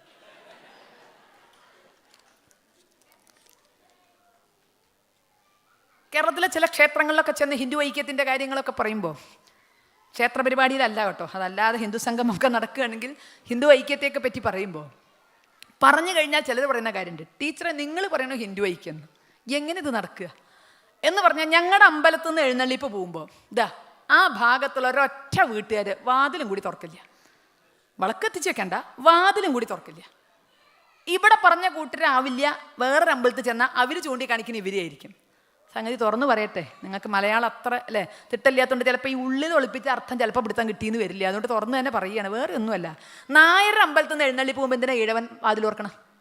എന്തിനാ വിളക്കെത്തിക്കണം? തിരിച്ച് ഈഴവൻ്റെ അമ്പലത്തിൽ നിന്ന് പോകുമ്പോൾ നായർ എന്തിനാ കത്തിക്കണം? പൊലേൻ്റെ അമ്പലത്തിൽ നിന്ന് വരുമ്പോൾ 2 കൂട്ടരും തുറക്കണ്ട. അവരായി അവരുടെ പാടായി കൊട്ട് വാദ്യ ആറാട്ടോ എന്താ വെച്ചാൽ നടന്നോട്ടെ പൊക്കോട്ടെ. ലോകാ സമസ്ത സുഖിനോ ഭവന്തു. ഹിന്ദുവിൻ്റെ മനസ്സിൽ എല്ലാവർക്കും സ്ഥാനമുണ്ട്. വിശാലമായ വീക്ഷണം. ശശികല ടീച്ചർ അല്ല ഹിന്ദു, കുമ്മനം രാജശേഖരൻ അല്ല ഹിന്ദു, അവരൊക്കെ വിഭാഗീയത പറയണവരാ. ഞങ്ങൾ അങ്ങനെയൊന്നുമല്ല, ഓൾ ആർ മാത്തമാറ്റിക്സ് അല്ലേ, വിശാലമായ വീക്ഷണം. പക്ഷേ ഈഴവൻ്റെ അമ്പലത്തിൽ നിന്ന് വരുമ്പോൾ ഞങ്ങൾ തുറക്കില്ല, നായർ വരുമ്പോൾ ഞങ്ങളും തുറക്കില്ല, പൊലേൻ്റെ വരുമ്പോൾ ഞങ്ങൾ 2 കൂട്ടരും തുറക്കില്ല. ഞങ്ങൾ എന്തിനാ തുറക്കണേ? അതേസമയം അപ്പുറത്തെ പള്ളിയിലെ റാസ വരികയാണെങ്കിൽ നമ്മളെല്ലാവരും നായരും നമ്പൂതിരി ഈഴവനും പാണനും പറയനും തുറന്നോ വിളക്കെത്തിച്ചു സുഖമായി ആച്ച്. ആ രീതി ശരിയാണ്, അവസാനം കാട്ടിയത് ശരിയാണ്, തെറ്റേ എന്ന് ഞാൻ പറയുന്നില്ല. കാരണം നമ്മെ സംബന്ധിച്ചിടത്തോളം സർവ്വദേവ നമസ്കാരം കേശവം പ്രതിഗച്ഛതി. ആ വിശ്വാസം ഉള്ളത് കൊണ്ടാണ്, ആ വിശ്വാസം ഇന്ന് ഈ നാടിനുള്ളത് കൊണ്ടാണ് എല്ലാവരെയും ഇവിടെ ഉൾക്കൊള്ളുന്നത്. ആ വിശ്വാസം ഇന്നിവിടെ ഉള്ളത് കൊണ്ടാണ് ചിലരൊക്കെ തലകുത്തി നിന്നിട്ടും ഞങ്ങളുടെ ഒന്നും വിസ നിഷേധിക്കാതെ ഈ രാഷ്ട്രം ഞങ്ങളെ ഇങ്ങോട്ട് കൊണ്ടുവന്നത്. ആ വിശ്വാസം ഇന്നും ഇവിടെയുണ്ട്. ആരേത് ആരാധനയും എന്ത് പറഞ്ഞാലും അതെല്ലാം നന്മയിലേക്കേ പോകൂ എന്ന് ഇന്ന് ഈ നാട് വിശ്വസിക്കുന്നതുകൊണ്ടാണ് ഞങ്ങൾ ഇവിടെ എത്തിയത്. അപ്പോൾ നമ്മുടെ വിശ്വാസം അതുപോലെ തന്നെ ആ നാട്ടിലേക്ക് വന്ന ആരുടെയും ആരാധന നമ്മൾ ചോദിച്ചിട്ടില്ല, ഗ്രന്ഥമേതയെന്ന് നമ്മൾ ചോദിച്ചിട്ടില്ല, മണ്ണും മനസ്സും പകുത്തു കൊടുത്തു. അപ്പോൾ ഈ കാണിച്ച ഹൃദയ വിശാലത വളരെ നല്ലതാണ്. പള്ളിയുടെ എഴുന്നള്ളിപ്പ് പോകുമ്പോൾ വാതിൽ തുറക്കണം, പക്ഷേ എന്തേ ആ വിശാലത അവനവൻ്റെ സഹോദരങ്ങളോട് കാണിക്കാത്തത്? ഈ വിശാലതയ്ക്ക് ഇവിടെ മാത്രമേ അർത്ഥമുള്ളൂ, ആക്കാൻ കഴിയില്ല. നമുക്കിങ്ങനെ പറയാം ഹിന്ദു ഐക്യം. ഈ വർഷത്തിനൊരു പ്രത്യേകതയുണ്ട്, ചിന്മയാനന്ദ സ്വാമിയുടെ ശതാബ്ദി ആഘോഷിക്കുന്ന വർഷമാണിത്. ചിന്മയാനന്ദസ്വാമി പറഞ്ഞൊരു ഉദാഹരണമുണ്ട്. പനി വന്നാൽ പാരസെറ്റമോൾ എന്ന് ജപിച്ചിട്ട് കാര്യമില്ല, അത് കഴിച്ചിട്ടേ കാര്യമുള്ളൂ എന്ന്. അത് കഴിച്ചാലല്ലേ പനി മാറുള്ളൂ, അല്ലാതെ പാരസെറ്റമോൾ എന്ന് മരുന്നിൻ്റെ പേര് ഇങ്ങനെ ജപിച്ചിട്ട് യാതൊരു കാര്യമില്ല. അതുപോലെ ഹിന്ദു ഐക്യം ജപിച്ചിട്ടൊരു കാര്യമില്ല. അതിനെ പ്രാവർത്തികമാക്കണമെങ്കിൽ ഭാവാത്മകമായ നടപടികൾ ആവശ്യമാണ്. ഇത് അത്തരം ഭാവാത്മകമായ നടപടികളിൽ ഒന്നാണ്. പരസ്പരം സഹകരിക്കുക. ആദ്യത്തെ വക്ക് സഹായിക്കാൻ കഴിഞ്ഞില്ലെങ്കിലും സഹകരിക്കാൻ നമുക്ക് ഓരോരുത്തരുടെ പരിപാടികളിൽ മറ്റുള്ളവർ കൂടി ചെല്ലുമ്പോൾ അത് നമ്മൾ മാനസികമായ ഒരു ഐക്യത്തിന് വരുന്നത്. അപ്പോൾ ഇവിടെ പല സ്ഥലങ്ങൾ, ഇവിടെ പ്രാദേശികമായ വ്യത്യാസമായിരിക്കാം, പല പ്രദേശങ്ങളിലെ ഹൈന്ദവ സമാജങ്ങൾ ഇവിടെ ഒന്നിച്ചു വരുന്നു ഹിന്ദു എന്ന ഐഡൻറ്റിറ്റിയുടെ പുറത്ത്.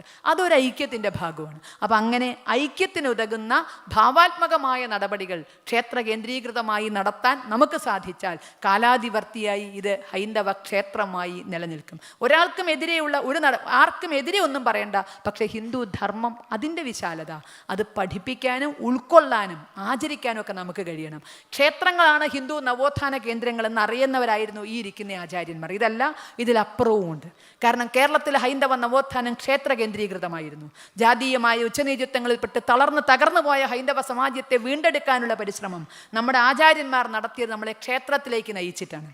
വൈക്കം സത്യാഗ്രഹം ക്ഷേത്ര നിരത്തുകൾ തുറന്നു കിട്ടാൻ വേണ്ടിയായിരുന്നു. ക്ഷേത്ര നിരത്തുകൾ എല്ലാവർക്കും നടക്കണം, എല്ലാ ജാതിയിൽപ്പെട്ടവർക്കും നടക്കണം. സമരം നടത്തിയത് രാഷ്ട്രീയക്കാരല്ല, സമരം നടത്തിയത് ഹൈന്ദവ സമാജമാണ്. തെറ്റിദ്ധരിക്കരുതേ. പല സ്ഥലത്തും പല ചുമരെഴുത്തുകളൊക്കെ കാണാം. കാര്യം, അന്നത്തെ സ്വാതന്ത്ര്യ സമര പ്രസ്ഥാനമായ ഇന്ത്യൻ നാഷണൽ കോൺഗ്രസിൻ്റെ നേതൃത്വത്തിൽ അത് നടന്നു. അത് നടത്തിയത് ഹൈന്ദവ സമാജമാണ്.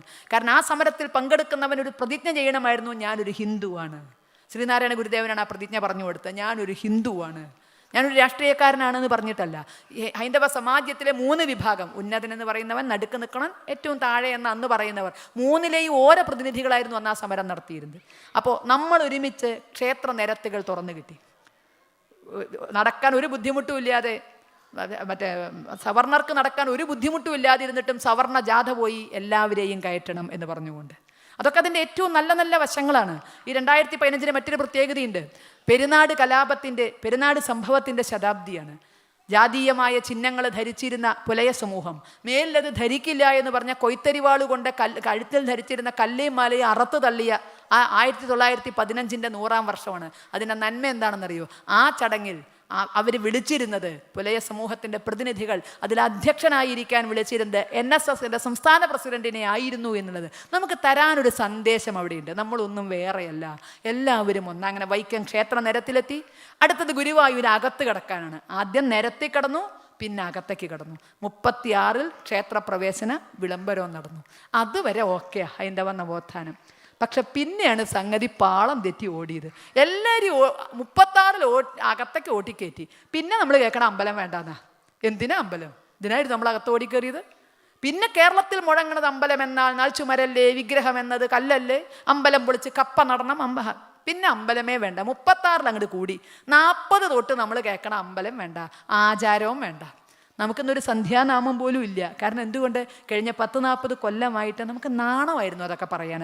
നാമം ചെല്ലുക എന്നൊക്കെ പറഞ്ഞാൽ അങ്ങനെ നമ്മളെ മാത്രം ആചാരങ്ങളെ വലിച്ചെറിയിപ്പിച്ചു. ബാക്കിയുള്ളവരൊക്കെ അവരുടെ ആചാരങ്ങളിൽ ഉറച്ചു നിന്നപ്പോൾ നമ്മൾ പലതിൻ്റെയും പേരിൽ ആചാരങ്ങൾ വലിച്ചെറിഞ്ഞു. ഒരു വീട്ടമ്മ റേഷനരി വാങ്ങിച്ചോണ്ടുന്ന ഒരു സംഭവം കേട്ടിട്ടുണ്ട്. റേഷനരി പുഴുക്കല്ലരിയായിരുന്നു അത്രേ. അറിയാമല്ലോ, പുഴുണ്ട്, കല്ലുണ്ട്, നെല്ലുണ്ട്, അരിയുണ്ട്. ഇത് വെക്കണമെങ്കിൽ പെറുക്കണം. അവർ മുറത്തിലേക്ക് കൊട്ടി കണ്ണാടയൊക്കെ ഇട്ടു, ഉമ്മറത്ത് പോയിരുന്നു, അതിൽ രാശി വരയ്ക്കാൻ തുടങ്ങി. ആദ്യം കിട്ടിയ പുഴുവിനെ എടുത്ത് അങ്ങോട്ട് ഇട്ടു, പിന്നെ അടുത്ത കല്ല് ഇങ്ങോട്ട് എടുത്തു. അപ്പോഴേക്കും അവരുടെ കുട്ടി ഒന്ന് കരഞ്ഞു. കുട്ടി കരഞ്ഞപ്പോൾ മൂത്ത മകളെ വിളിച്ചു, എടി ഇതൊന്ന് പെറുക്ക്, ഞാൻ പോയി ആ കുട്ടിയൊന്ന് എടുക്കട്ടെ പറഞ്ഞു. വേഗം വേണട്ടോ എന്ന് പറഞ്ഞു. ഞാൻ വേഗം ചെയ്യും, അമ്മ എത്ര നേരമായാലും രാശി വരച്ചുകൊണ്ടിരിക്കണം, എൻ്റെ അപ്പളെ തന്നിരുന്നു, ഞാൻ ഒരു 1 മിനിറ്റ് കൊണ്ട് പണി കഴിച്ച് തന്നിരുന്നു പറഞ്ഞു മകള്. അപ്പം അമ്മ പറഞ്ഞു, നീ എന്തെങ്കിലും ചെയ്യുകയെന്ന് പറഞ്ഞാൽ ആ മുറ കൊടുത്തു. അമ്മ പോയി. അമ്മയുടെ നീ മുറണ്ട് വാങ്ങി മകള് വീശി ഒരൊറ്റ തൊടിയിലേക്ക്. എൻ്റെ കാട്ടി അവള് വിചാരിച്ചത് അമ്മ എന്താ ചെയ്യണേ, ഇതിലുള്ള ഓരോന്നെടുത്ത് പെറുക്കി ഇങ്ങനെ പുറത്തേക്കിടുക. ഇത്ര പാടുണ്ടോ? ഈ മുറത്തോടെയാണ് വലിച്ചെറിഞ്ഞാൽ പണി കഴിഞ്ഞില്ലേ?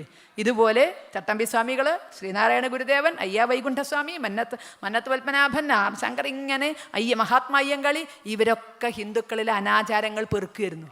ഓരോന്നായി പെറുക്കി അവർ ഉള്ള അരി സംരക്ഷിക്കാനാണേ, ഉള്ള ആചാരം സംരക്ഷിക്കാത്തിട്ട് അവർ പുറപ്പെട്ടെ.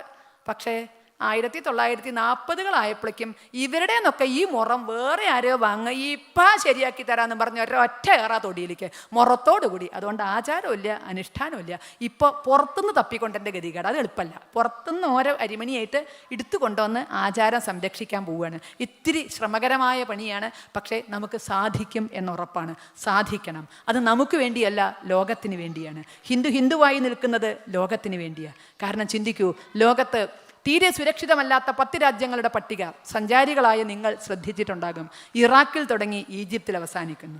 കാരണം നിങ്ങൾ പറ്റിയ പോണ്ടാന്ന് പറയാനാണ്. ഇപ്പം യമനിൽ നിന്നൊക്കെ ഒഴിച്ചുകൊണ്ടിരാൻ ഇത്തിരി പാടുപെട്ടു ഭാരത സർക്കാരൊക്കെ. അപ്പം അതുപോലെയൊക്കെ നിങ്ങൾ പറ്റുമെങ്കിൽ പോവാണ്ടിരിക്കണം എന്ന് പറയാനായിരിക്കാം ഇറാഖ് മുതൽ ഈജിപ്ത് വരെ നീളുന്ന 10 രാജ്യങ്ങളുടെ പട്ടിക ഇട്ടു. അതിൽ നമ്മുടെ സഹോദര രാജ്യമായ പാകിസ്ഥാനുണ്ട്, ധാർമ്മിക ഭൂമിയായ അഫ്ഗാനിസ്ഥാനുണ്ട്, എല്ലാമുണ്ട്. ഇറാഖിൽ തുടങ്ങി ഈജിപ്തിൽ അവസാനിക്കുന്നു. ഏതാ ഇറാഖ്? പ്രസിദ്ധമായ മെസപ്പൊട്ടേമിയയുടെ മണ്ണ്, ഏറ്റവും പുരാതന സംസ്കൃതികളിൽ ഒന്നായ മെസപ്പൊട്ടേമിയയുടെ മണ്ണ്. അവിടെ ഇന്ന് തോക്കുകൾ കഥ പറയുന്നു. അവസാനത്തിൽ നിൽക്കുന്ന ഈജിപ്ത് ഏതാ? അതേ കാലത്ത് തലയുയർത്തിപ്പിടിച്ചിരുന്ന ഈജിപ്ഷ്യൻ നാഗരികതയുടെ മണ്ണ്. പാകിസ്ഥാനും അഫ്ഗാനിസ്ഥാനും ഏത്? വേദമന്ത്രങ്ങൾ പിറന്നു വീണ പുണ്യഭൂമി. വേദമന്ത്രങ്ങൾ പിറന്നത് ഗംഗാതീരത്തല്ല, സപ്തസിന്ധുക്കളുടെ തീരത്ത്. അത് പാകിസ്ഥാനില്ല. ആ വേദമന്ത്രങ്ങൾ പിറന്നു വീണ പുണ്യഭൂമിയിൽ നിന്ന് തോക്കുകൾ കഥ പറയുന്നു. 141 കുട്ടികളുടെ തലച്ചോറിലേക്ക് പെഷവാറിൽ വെടിയുണ്ടകൾ കയറി.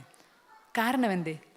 ഇവിടെ നിന്നൊക്കെ, ഇറാഖിൽ നിന്നാകാം, പാകിസ്ഥാനിൽ നിന്നാകാം, അഫ്ഗാനിസ്ഥാനിൽ നിന്നാകാം, ഈജിപ്തിൽ നിന്നാകാം, അവിടുത്തെ പ്രാചീന സംസ്കൃതി തുടച്ചു നീക്കപ്പെട്ടു. വിശ്വാസങ്ങൾ മാറ്റപ്പെട്ടു. എല്ലാത്തിനെയും ഉൾക്കൊള്ളുന്നൊരു വിശ്വാസം ഉണ്ടായിരുന്നു. അതിൻ്റെ ഭാഗമാണ് ബഹുദൈവ ആരാധനയൊക്കെ. ദൈവങ്ങളുടെ എണ്ണല്ല, എല്ലാറ്റിനെയും ഉൾക്കൊള്ളാം. ഏത് ആചാരത്തെ ഉൾക്കൊള്ളാം. നിങ്ങൾ തലയും കുത്തി നിന്ന ആചാരത്തിൽ ഒരു കുഴപ്പമില്ല, നിങ്ങളുടെ തലയല്ലേ.